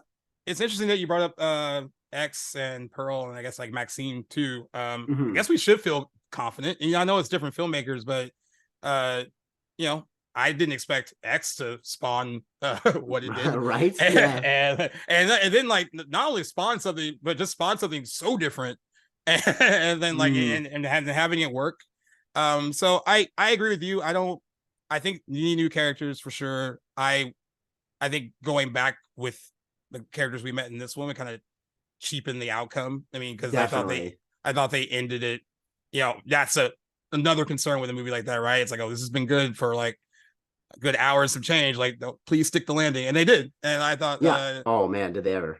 thought the ending was really good. So like new characters would be great. I saw some people online were like, well, we can learn more about like the kind of the mythology of like the thing and all that, and like going into like Yeah. more backstory on where it maybe came from and all. And I, I I would love to see that. I like that too. I mean, I maybe not explain like too much because like I think once you Right. explain like I think once you like really explain it, it kind of kills the fear factor a little bit. Like, oh, it's like a magician shouldn't reveal its trick, right? Or then like the specialty is gone from it. But it's nice to have a little bit of knowledge. But I agree, ambiguity goes a long way, especially in like a horror movie like this. So we can't know too much, but I would like to see the origin of that hand explored a little bit more, though. Yeah, I would too. And I don't know. I mean, still make it with that same like indie sensibility. I mean, yes, I'm sure. I mean, it's A24, so they'll still keep the budget in check because it's an independent studio. But like, they might pump a little bit more money into a second one. Oh yeah, give it a couple more $1 million for sure. Yeah, but but not too much. Don't Hollywoodize it too much. Yeah, exactly. You know what I love about A24 too, and like this is their decision to keep their budgets modest, is it forces creators to be more creative when they don't have $300 million to work with and can put whatever they want on the screen in post. Like it just forces them to be creative, and that's, I think, like the winning formula or the winning ingredient in the A24 formula is they encourage and maintain creativity from their filmmakers, and a lot of it by financing their modest projects and giving them money to work with, but not by any means like making it too easy. I think that's really where they find their success. Yeah, I agree. I saw doesn't even seem like a good debate. I'm aware that Blumhouse does release a lot of horror movies and some of them are good, but there was like a debate on Twitter about like which studio is better when it comes to horror, if it's A24 or Blumhouse. Blumhouse certainly has some good movies, but it definitely doesn't have the same track record as A24. That's what it comes down to. Yeah, they have, I'd say, some that would be right up there in contention with A24, and they definitely have the numbers. Blumhouse is like pretty much exclusively a horror studio, or I don't know if that's even true, but like that's how I look at it. Am I wrong? No, mostly. Yeah, okay. They've done. Whereas, so they did. I know they were behind. Like they actually were behind Whiplash, which is like interesting. But yeah, mostly. I don't think I realized that. But they're mostly horror. So right, I mean, and A24 obviously is not, but they are known for their horror. But in terms of like consistency, you're right. A24 blows them out of the water. Yeah, and they're actually similar to A24, and like they usually kind of micro budget with their horror movies. They usually keep it. They try to keep it like below $10 million or right around there. So they're similar in that regard. But I was like, it's definitely. I don't think it's much of a fight. But they're trying to make it one. They're trying to make it one. I love them both though for what they do and what they give us. So it doesn't. Not everything has to be a competition, but I think it's an interesting. I guess chatting point, but no, not much of a competition if you ask me. Speaking of competitions, I forgot to bring this up because we did our Christopher Nolan rankings, right? And I put the poll on. Oh, yes, I haven't seen these results. And I put the poll on Back to Blockbuster and G-Reels, right? Now, I'm just gonna say this. I don't even feel like I won. So I won both, but not nice. Congratulations. But however, it didn't feel like I did because I got a lot of messages being like I said was gonna happen, like, oh, why is Dunkirk so low? Like what? Like he's like, and then like a few people were like, what? I have issues with like both of your lists. It was like really, it was like pretty funny. So I don't really feel like I won because there was a lot of criticism about where I had certain things. I'm sure. I'm sure that would happen to mine as well. I know that I got some looks when I shared my list with Cam. He was surprised I had Memento so high too. So I was like, I bet you that'll translate like onto social media as well. But do you have the numbers in front of you? I'm just curious, like how many people voted for you. Let me see if I can archive it really quick. I think I can pull it up. Let me go to Back to the Box. Was it close? Do you remember, or was it? Did you blow? It was. I blew out of the water, but it was. I'm assuming there must be a lot of Batman fans because I know I had Begins and Rises pretty low. There was some criticisms about. First of all, like why I can't take any of the series that doesn't have the Dark Knight at number one. But then you actually had some people that were like, dude, I love Interstellar, and I'm glad it's like so high. So I mean, like with anything, you're gonna get like people that love it. Oh yeah, absolutely. It was all in good fun, and I like that our lists were different enough that it wasn't just like it didn't come down to one or two of his movies. And again, to reiterate, there is not a single Nolan film that I have seen that I did not thoroughly love. So this is not to say that some are better than others. My enjoyment of them and our enjoyment of them certainly can be the case, but love that filmmaker to death. So not a bad movie. On Back to the Blockbuster, you got 33% of the vote. Oh, damn. And I got 67. Nice. I actually didn't finish looking at, I'll check G-Reels. There was one time I put a poll up on G-Reels for the deep dive. And I won on Back to the Blockbuster and then lost on my own movie Interesting. page. On my own That's- movie page. I was like, what? It was when we were debating on like who had the best few picks for deep okay, dive. right. I remember when you put that up. Yeah. And I do love when people like will vote against it and then explain like, man, no, you have some like deep cuts in there, but like, he had like Dogma and like all this stuff, like, they try to like over explain it. I was like, whatever, I don't have to win everything. Let me see. Well, congratulations. We'll have to do G, that again. That was fun. Well, on G-Roll, 78%. I got that vote, and you got 22. So, but again, man, I got a lot of messages about that. They didn't love everything about my list. So there was, it was definitely a bone of contention between both of us and what we picked. But yeah, each his own, I guess. Hold on, it's freezing on me. 1 second. Oh yeah, you're back. Okay, cool. But yeah, it froze for a sec. But it was still a fun competition. I think we should do more. Oh, I thought it was a really fun exercise. I'd like to do that again. Actually, it'd be nice to brainstorm. We'll probably do that if we don't think of something by the end of this recording. Then I will definitely spend some time thinking. Actually, we can do it with our the thing we did last week. I'll put that up. The best movies of the last 3 years, decade so far that we did. Yeah. Yep. Good idea. I think that one will be closer. I don't think I'm blowing you out of the water in that regard. For sure. But yeah, I just wanted to throw that in there because I was like, I won, and I like looked at all the messages. I was like, well, I don't feel like I won.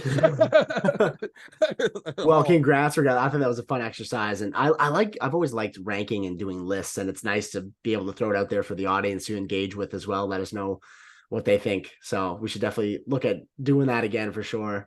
Yeah, for sure. It was a lot of fun. And I guess another thing we could talk about too.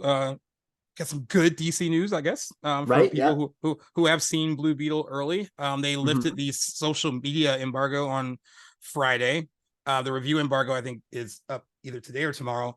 But usually they'll lift the social media one, so you just give like a few little blurbs about what you thought of the movie, and it's like resoundingly positive so far. Like the best I always think it's funny when they're like, oh, this is one of the best DC projects in a while, and I was like, well, I mean, is that saying a lot? Yeah, it doesn't go as far as it used to, did it? Yeah, can't be using the B word like that, like you used to be able to. But they said what it says about especially like Latino representation is very like that. It's very much the essence of the movie, how like that, how those characters are reflected, and like they really thought it was cool to kind of see not only just like a Latino lead superhero, but then like a whole family being represented too, right, in such a positive way. They really spoke about that a lot. They said that it's a little bit more like family centric, a little bit more fun. Like it's not like it's not The Dark Knight, so it's not brooding or anything. Okay, but yeah, it was they were all pretty positive, and it actually made the tracking for the box office go up because it was tracking pretty low. It was tracking at like $12 to $15 million opening weekend. And I was like, that is not good.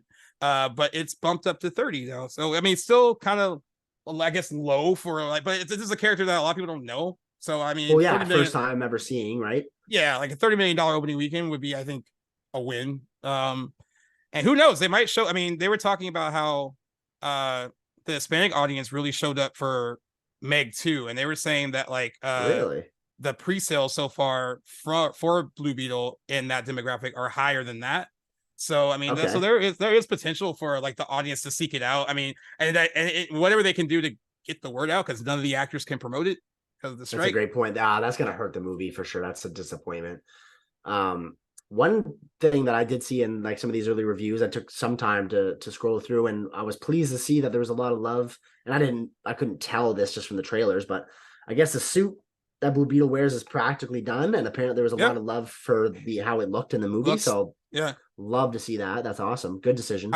I remember when those first few set photos came out of the costume, I was like, oh, that looks surprisingly good. Oh, nice. Because this was supposed to be like an HBO Max movie at first. It was intended for that. They pivoted, I guess, once they saw like a lot of early footage from it, and they were like, oh, this could be a theatrical release. Now, of course, that was under a different regime when that happened, but it seemed like true. It seems like James Gunn and Peter Safran are happy with it, and they have talked about using that character in future DCU projects. So that's promising too. My theory that in their decision for that, even though I still think it's a little suspect, is I'm not guessing there's going to be a whole lot of tie-ins or mentions to the previously established DCE, which is why I think they can get away with using this character as their first entry into their DCU. So even though I know we got references in the trailer, like there's that whole Batman's a fascist line, which I think was actually hilarious. We'll probably get some references, but I'm assuming Batman's going to be a character going forward in their DCU. It's not really doesn't do enough to really root it in the current universe. So that's my theory anyway, as to why they're going forward with that. Unless knowing them now, though, if what Gal Gadot says is to be believed, maybe they're just saying this is to promote, lift up the movie while it's in theaters, and then we will not see it going forward. But yeah, I think the box office trajectory will, I guess, go to show if we'll see more of this character going forward, which I'm excited to see how it's received. Yeah, I am too. And even though I was pretty, like, when I saw some of the early reactions, I was like, oh, this seems promising. I was also quick to notice that some of the early reactions are from a lot of people who usually like this kind of thing. Right. They're very, they're DC fans or they're comic book fans. Right. Of course, like the bigger story when you get other critics to see it first and like kind of see what they think. Like, we learned that lesson the hard way with the Flash when it was like this is the best comic book movie since The Dark Knight. Like, okay. Goodness. So you have to be careful, I guess, when you're like reading some of them. But but they didn't. The early reactions I read didn't seem like they were kissing the movie's ass. It felt really genuine and like nice. And whatever helped. I mean, the movie could get. I mean, I definitely don't want to see the movie fail. I actually felt bad when like the tracking was so low for it, because I was like, oh, I mean, for them to pivot and like not put it on the streaming service and give it a theatrical release kind of means that they had some faith in it, and like so. Definitely. Didn't want to see the movie die, by any means. Especially, that happens a lot when you do have this kind of representation in film, right? And you really do need movies like that to be hits, because they're like, okay, we can do that again. Like when something like that flops, they're like, see, I told you, this is why we don't do this. And like they have an excuse as to why they don't release something with a predominantly Hispanic cast or something like that. So there's a lot of reasons why, if it's good, I would like to see it be successful. And I know it's a hard thing. I know they filmed some early press stuff knowing that the strike was coming, but I mean, this is the kind of movie that would benefit from its cast being out there talking about it, on like late night shows or like even daytime TV or anything like that. It's a shame that they can't right now. I mean, the fact that Meg 2 opened to $30 million with no real promotions from its cast says a lot.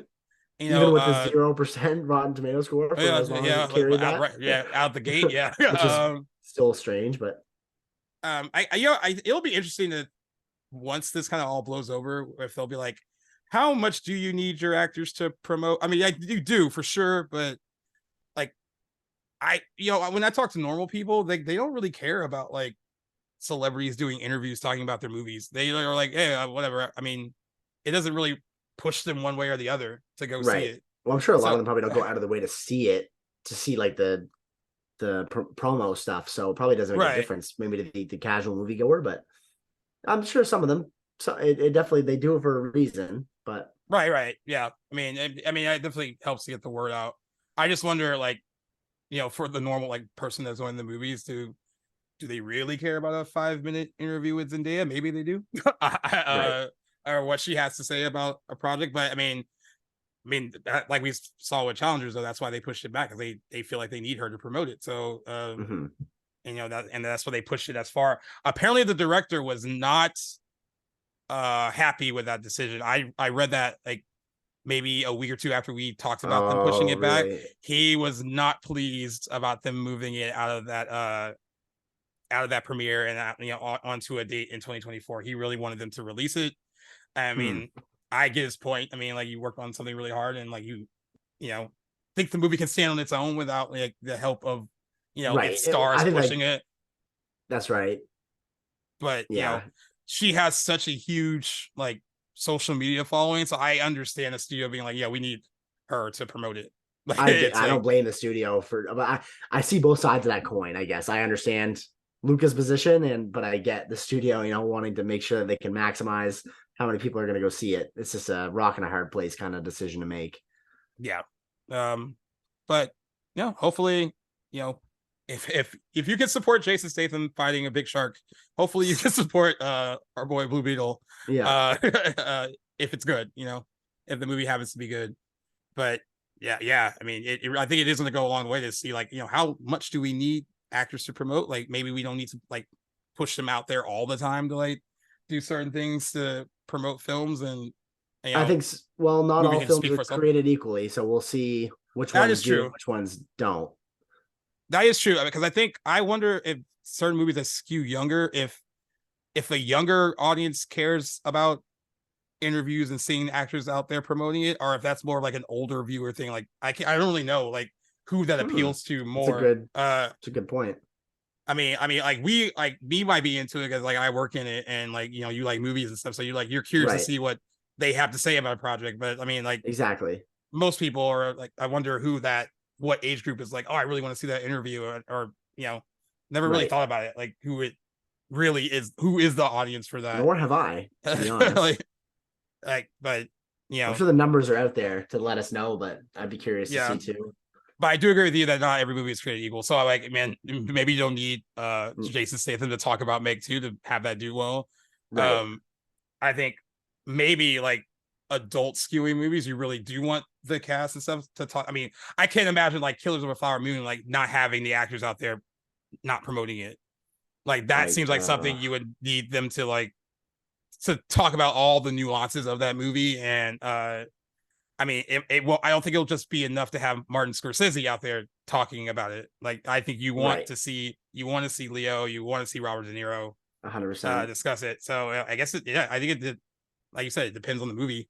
I really hope there's a resolution before that comes out, but I'm not. I'm worried about that one. That is the one. That's the one I'm worried about. Where, I mean, I love how we don't know how much say the IMAX chief has, but when he made that comment, like, "Yeah, I think Doom Part 2 is going to stay on its release date," I was like, "Well, I hope you know something." Because I don't know how much of the ins and outs you know at that studio, but I'm gonna guess some, but it wasn't exactly what I would have guessed. But yeah, this needs to end ASAP. Yeah, it's I'm sure there's still a big battle ahead, but honestly, there's nothing to say that hasn't been said already. When you think about it, like the longer it goes on, the less likely, obviously, the closer they must be to a resolution, the longer it goes on, because it's got to end eventually. But I don't know where this is going to lead to, or how long we have yet to endure. Yeah. So only time can tell at this point. It's really, what else? It's disappointing though, but I'm really, there's going to be a lot of movies that could suffer. So for their sake, and for obviously the actors and writers as well that are striking, the sooner the better this is over. And for content creators too. Yeah. Because a lot of, I've seen a big pivot online to TikTok in particularly, because most of my TikTok channel is movie related. Because that's what I engage with the most. And I've noticed a big shift, obviously, in the people that I do follow and trust for reviews there. It's cool, though, to see people pivot to different sort of content creation that isn't just straight film review. There's been some notable exceptions, like Talk to Me was able to be reviewed because it wasn't part of the union. Yeah, A24. So like and then they filmed it in Australia. Yeah, so like, that's right. There's that. Yeah, there's been a couple nice surprises like that, but it has forced content creators to be more creative and tackle and just kind of look at other stuff in the industry to talk about, which has kind of been like not a blessing in disguise. Well, maybe a little bit you could call it that. It's not that there's much to be blessed about with the strike, but it's kind of, it's allowed them to cover some other stuff, which has been interesting. But bottom line, love it. Yeah. Allow them to kind of stretch creatively a bit, which is kind of nice. Which is never a bad thing. Yeah, exactly. Because it's like you have to keep content coming. So it's like, you got to do what you got to do to. Yeah. It's the circumstances of the dire part, but what the outcome of it can have, micro benefits, if you will. Right. Well, I guess good news, industry news. Box office was pretty healthy, unless you're the vampire on a boat movie. I feel bad for that movie. A lot of people are shitting on it. I think it has promise. I want to see it. But how'd it do? Well, it opened at Not number well. 5, $6.5 million opening weekend. 6.5? 6.5. That's not good. Okay. No. It's not it's a $45 million movie, so it's not making its money Jesus back here. Christ. And it was interesting though. I made the comment about my brother saw it and he thought it was boring, but I actually saw a few people on Twitter that liked it, and they were really kind of hoping it would do well because they were hoping that it would kind of revive the hopes of like doing like kind of the universal like movie monster thing, like maybe period pieces a little bit more. But I think a period piece horror film is a tough sell, maybe. Not at one point, but nowadays I definitely think we get less and less of those. But that's something that has me all over it. Like I would love something like that, which is why I'm interested in seeing this movie. Yeah. I watched Chris Stuckman's review was pretty positive for it, which I didn't know what to expect. So that's really my only experience with the review of this movie. Has been good so far, but I clearly it's not been universally loved. Yeah. But what continues to be universally loved is the Barbie and Oppenheimer still doing very, very well. Yep. Barbie 4th week at number 1, made $33.8 million, down only 36%. It has now grossed $526.4 million in the States and $1.1 billion worldwide. I actually read an article today because Margot Robbie is a producer. I know. Yeah. And she also was smart, like a lot of people should do, like take a little cut of the box office. They said she's looking to make about $50 million off this project. So good for her. That is crazy. Yeah, that is, get that bag, Margot. And she came off of 2 really big flops last year. Babylon and I think Amsterdam, I think that's the name of it. Yeah, that's right. Yeah. Babylon being the very expensive flop. That shouldn't have flopped. I think there's going to be a Babylon renaissance one day. Well, did you see that Stephen King quote? Oh, yeah, he loved it. He said 20 years from now, Babylon is going to get its day where people really appreciate it. And I say, I hope it's not 20 years because that movie was one of my favorites from last year. I thoroughly loved it, but I think he's right. Yeah, I think it's one of those kind of movies that, it definitely become like a cult kind of thing. And I think it will be sure. Like, I could see that seems like the kind of movie that would like, you would go like, there'd be like fun, like midnight showings of that movie. Like that first hour alone would be a party. For sure. If it wasn't such a strong year, that movie would have, I think, wiped at the Oscars. Like it had so much potential. Margot alone too was fantastic. I think that's the best performance she's given. Yeah, for sure. And she's definitely given some really good ones. Like she's no slouch, but like I think she was 100% committed to that part. And I loved her in it. But I mean, I guess not every actor can have like every movie they have be a hit, but this one is a huge one for her. It just feels so strange, but yeah. And also, I mean, Greta Gerwig was already the first female director to have a movie gross $1 billion, and this is also now the highest grossing movie domestically from a female director as well. So hats off to Greta. And I think everyone's wondering what she does next. Was it her that signed on to the Narnia. Yeah, she's doing that. Yeah. It's a series. I don't know if she'll do it next, but I just don't know how I feel about that. Does that seem? When I was like, oh well, maybe she's a fan. So maybe yeah, maybe. But I also just like I'm actually kind of surprised because the first one came out in like 2006 or 2004. I'm kind of surprised we haven't gone back to that world yet, like that IP, but not who I would have expected to be filling those shoes. But yeah. Well, anyway, I'm excited. I've only seen one of her movies, but I like her as a filmmaker. So, yeah, and and to have like a hit that's actually a good movie too. On top of it, this is not just like a mainstream kind of like popcorn thing that kind of took off. Right. This is like a really, really well received movie. I think it already had Oscar chances, but the fact that it's also financially successful, I think it gets nominated for a few big awards. Come award season. Now, will it win any of them? I don't know. I think the Academy will still be like, oh, it's Barbie. But I think it will be definitely nominated for a few things, for sure. Certainly, and I think, and like I could be completely off, like not accurate with this, but like my thinking is, and not to take away, I haven't seen it yet, so this isn't to take away from it, but I do have a feeling like the Oscars are still incentivized to promote viewership after some low year. So I feel like if Barbie does get a lot of noms, that could be a little bit. A lot of people are watching it. Yeah, exactly. Bring viewers to it. So definitely the more it makes, I think it's at that point now where it's pretty much a given. It's going to get, even, if it had done well aside, there were still probably some aspects of that movie that would have deserved nomination. It'll be really funny because like Barbie and Oppenheimer will be riding this wave together all the way right. to like yes, they all the way to award season, because that's definitely gonna get some major no doubt award nominations. What's that at now? I know it must have hit the $600 million threshold. It's still doing very well. It made $18.8 million this weekend, dropped 35% from the previous weekend. Domestically has made $264.2 million. That is like summer movie money. That's not like historical epic money. Right. Yeah. 100%. It has made $648.1 million worldwide. There are some people that think there's enough gas in the tank to get to 8, 9, because they're actually they're extending a lot of its showings. In IMAX, right? IMAX and all that. Yep. I mean, that's a lot. That's a ways to go, but I mean, it's possible. I mean, especially if other stuff gets delayed, then people might just be choosing to see Barbie and Oppenheimer like over and over again. And also, I think once it's right around the part where or the point where it crossed 500 million, I think it entered the top 10 highest grossing R-rated movies. Yep. Which is a great company to be in. Great company to be in. And also did another movie did really well this weekend too. Teenage Mutant Ninja Turtles Mutant Mayhem dropped 45% to $15.2 million. It's made $72.3 million domestically, so it's matched its production budget, but they already announced a TV series and a sequel, so it's already in a good spot. And so it's made $94.2 million worldwide.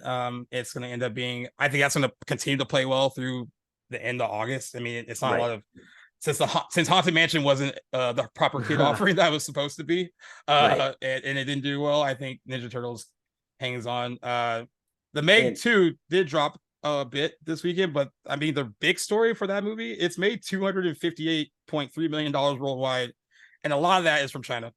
They love it there. That's right. It's beating Mission Impossible and Barbie over there, I think. Yeah, which is crazy. Yeah. I mean, and that's why we got a sequel, guys, because it's not gonna definitely not gonna match his budget here, but they're like, who cares if it? I think we could get a Meg 3 with those dollars. I think so too. I hope not, but I think we might. more Jason Statham fighting a shark. And then we talked about Talk to Me. It is in 7th place, but it made $5.1 million. It dropped 19%. That is like crazy because usually horror movies don't have like small drops like this, but it's made $31.3 million domestically since opening, and that's pretty damn good. Love to see it. A movie that, like I said, didn't even open in the top 5 when it opened, and it's continued to make decent money. Mission Impossible. I still don't know how to call this one yet. I know, right? 159.4 million domestic so far. It's definitely winding down, though, they said. Worldwide, it's made $522.3 million. Had a huge budget. Good. Yeah, it had a huge budget because of the COVID stuff. Like, it had like COVID delays and all that. I don't know. I don't want to call it a miss, though. Like, I mean, I know they expected it to do better. It's not. Well, yeah, that's a given, and it's not. I don't think by calling it a miss isn't representative of the quality of the movie. It was fantastic. I mean, there's other factors, but it is hard to look at those numbers and say, like, especially comparing it to other movies that we would have more quickly described as a flop or a misfire. Like, it didn't triple its budget, like what they say most movies have to do to be profitable. So that's undeniable. But I don't know what happened with this one. I think the proximity to Barbenheimer would really be the biggest one. The big issue. I think that if they could have taken back, if they could have saw into the future, I don't think they would have opened a week before. Right. I mean, and then I think it did kind of, it was hurt by losing those screens to I think Tom was right. Yeah. A week later. I mean, like, and they tried to make the best of it by doing that whole weird Wednesday opening, but I think that really affected things too, where I think the 3-day opening weekend for that movie would have been a lot higher had it not opened on a Wednesday. And the story would have been more positive instead of being like, oh, like it seemed like it's underperforming. I mean, yeah, it definitely should have made more money, but it's not a talk on the quality of the movie. It was really well received critically and by a lot of people that saw it. I haven't met anyone that didn't like it who saw it. Right. No, nor have I. but I think you're right on the money with there's just a release date, and then of course the budget ballooned because of the COVID delays and all that, so that wasn't the movie's fault. I mean, but yeah, it's made enough where I can't call it a miss. I think if we kind of recap, like once August is over, once we recap the summer box office, I think at the end of the day I'll be like, yeah, this more so than like I would call Indiana Jones and the Dial of Destiny more of a disaster than financially than this. And then something like The Flash, of course, was a huge disaster financially. So I don't feel comfortable like putting this movie in that. No, it doesn't belong in that group by any means, but it's still something. We can admit that it's not a glowing success. Like we may have thought, like you and I predicted this would be the movie this summer. I know we thought we were gonna have like the Top Gun Maverick effect. I thought that was gonna like rub off on it. That's right. Luckily, though, with this being a part 1, I doubt this will really impede us getting a part 2. But I wonder if that'll change the budget, or if have they already filmed both parts? No, they haven't filmed. They filmed some of it, I think, but it's not done. Okay. So that's another, and the strike not helping that matters with that either. But at least we'll get it. I think at the end of the day we can still like you'll kind of squeak out being like a minor hit. Like we won't call it like a glowing success, but like it was definitely not a bomb. Not a bomb. By any means. And since we did not predict box office last week, now I feel bad that we didn't as if like our predictions would have helped the Vampire Boat movie, but I don't think they would have. Probably not. Since we didn't do it last week, we're gonna double up. I already talked about the tracking for Blue Beetle, has it at $30 million. Strays is another movie which I can't quite put my finger on. It looks funny. I think the trailers make me laugh. I just like not sure what I really. I'm not sure what I'm really expecting from it. I am kind of upset though. This is another movie that you don't want to see alone. Like the media screening I got was like media only, and they wouldn't let me bring anybody. So like I'd rather see it with like at least one other person. 100%. That's weird. It's an R-rated comedy though, right? It's an R-rated comedy. Okay. They're trying to make a comeback. No Hard Feelings did decent money, right? $54 million, I think, domestically, which kudos to Jennifer Lawrence. I think a lot of that was it having R-rated content and going there, and then her name above the title, I think sold it. Right. But like we talked about before, R-rated comedies are not a proven thing at the box office anymore. Not anymore. Like they used to be. Their trailer gets a big reaction whenever I've seen it ahead of the stuff I've seen this summer. Like a lot of people, they're laughing at it. Right. I think this is another movie that would have benefited a lot from the actors promoting it, because I could see that being really funny, like having Jamie Foxx out there and Will Ferrell out there promoting that movie. How's Jamie Foxx even doing post? Apparently, we don't even know really what happened. We don't really. Okay. He still haven't disclosed what happened, but he did release a video, basically, thanking everyone for kind of reaching out and like your prayers and all that. He looks good. Okay, good. But people are throwing around the word stroke, right? But we don't really know. Yeah, I think the facility that he was at, like TMZ said that they specialize in that, but like, now I don't know. I mean, kudos to his team or the people around him, because no one has like leaked really what this is like or what happened. At least people like in his close circle have not talked about like this is what happened. This is why he was sick or anything like that. He in the video, he kind of made it like he wanted to keep it private between family, friends, and that's his prerogative. Right. He doesn't have to tell everyone what's going on. But it was a pretty, I remember you were sending me messages. It was like a scary little month or longer. I don't know that where you couldn't tell what was going on with him. Well, yeah, and then we had that fake release of his daughter saying that he had died, right? That ended up not being true. Like, not being true. I was like, oh God, guys. Like, that was scary times. But anyway, I'm glad to see he's doing better. I had heard something about him releasing a video and that he was, like good again, but not sure. They have they have video of him at like Top Golf. It looks like he's in good shape. So he's out and about walking around. Yeah. Okay, good. I didn't know that. Don't know if he's filming or anything right now. Or no, he's not. Of course, the strike. I don't know. Like, definitely not. You're right. Probably good time for him to good time for him to to have a break. But yeah, it's good that he's doing well, because I think a lot of people when that story was going around, like everyone was like, "Oh no, don't touch Jamie Foxx, like please," like please.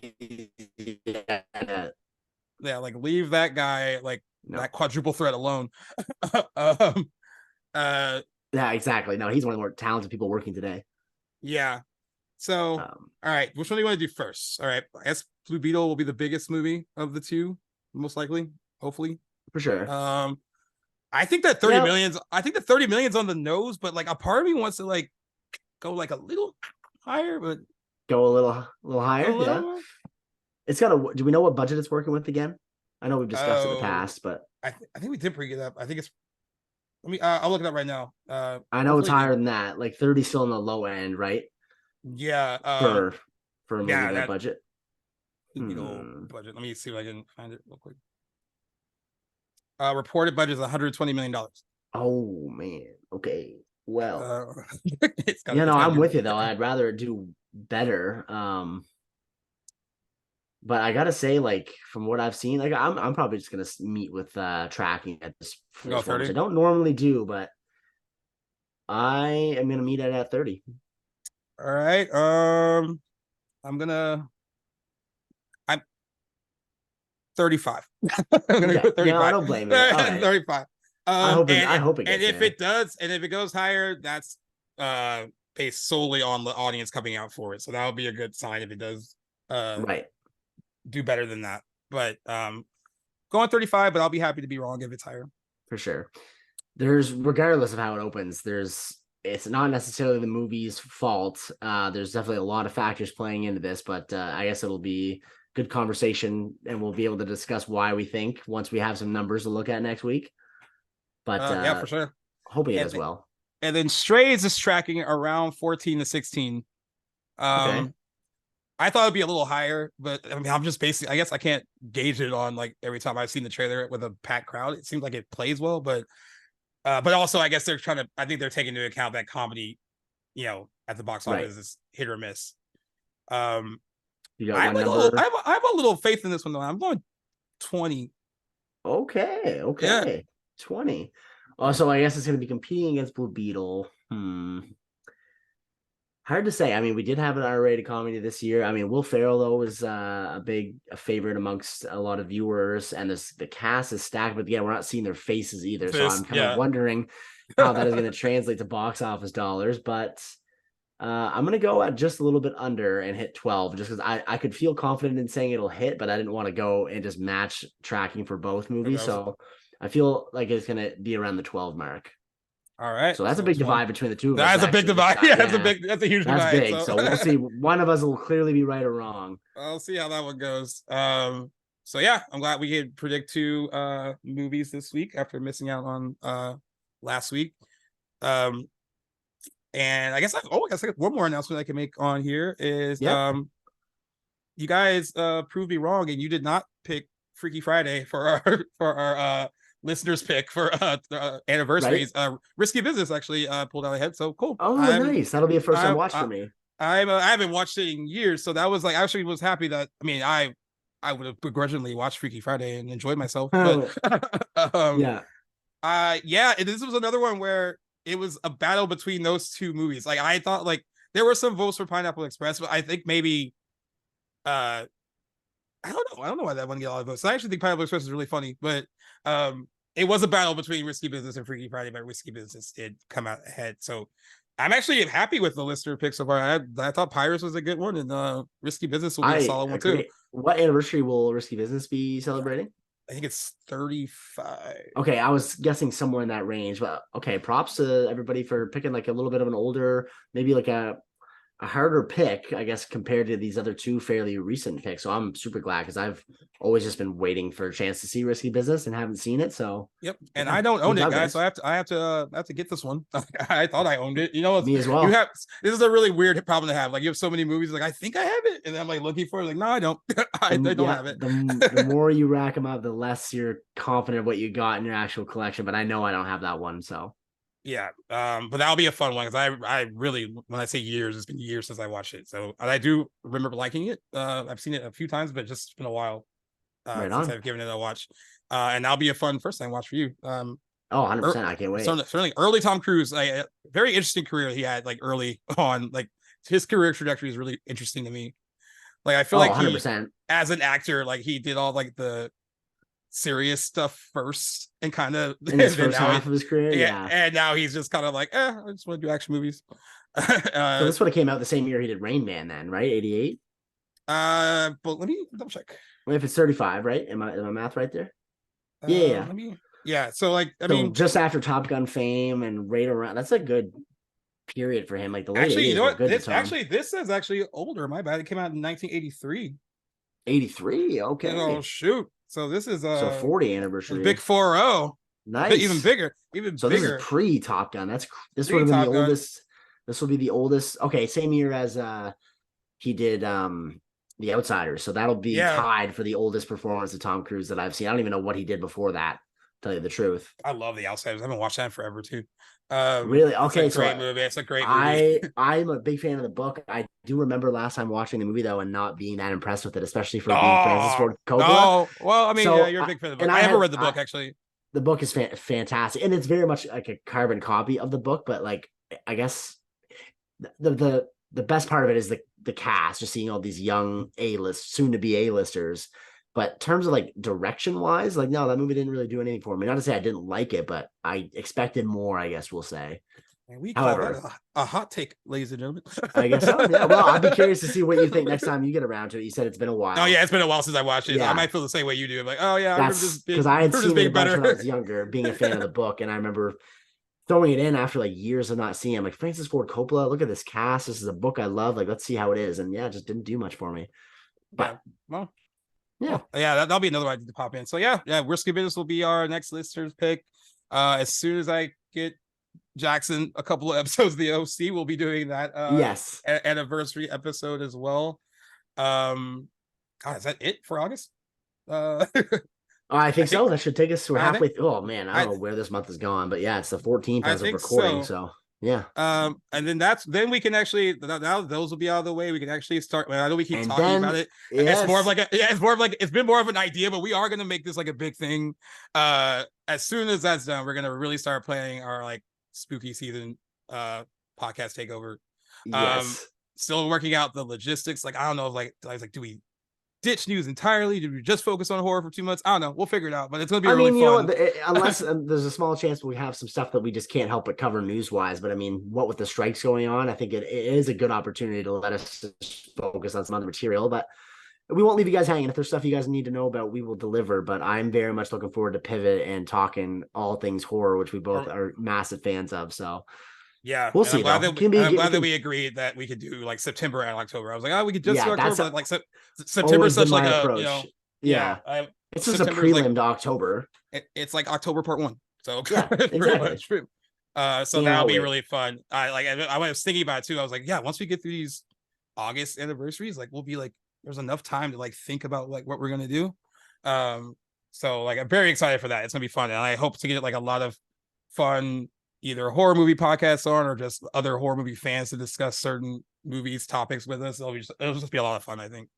Oh, I completely agree, and I can't wait to share it all with you guys. And I'm sure we'll have some familiar faces on during these next couple months, and looking forward to collab with people again. But yeah, no, I'm getting antsy. It's approaching my favorite time of the year.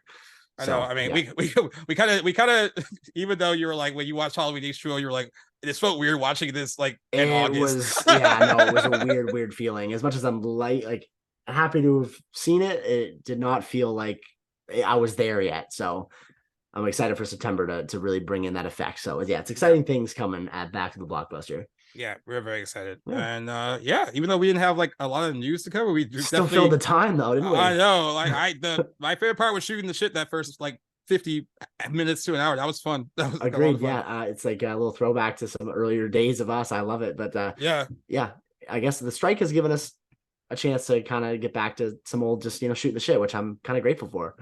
Yeah, I mean, it's interesting to like really notice how the difference, how light the news is, where it's like, oh, like they're not really announcing. Everything is almost related to the strike in some weird way.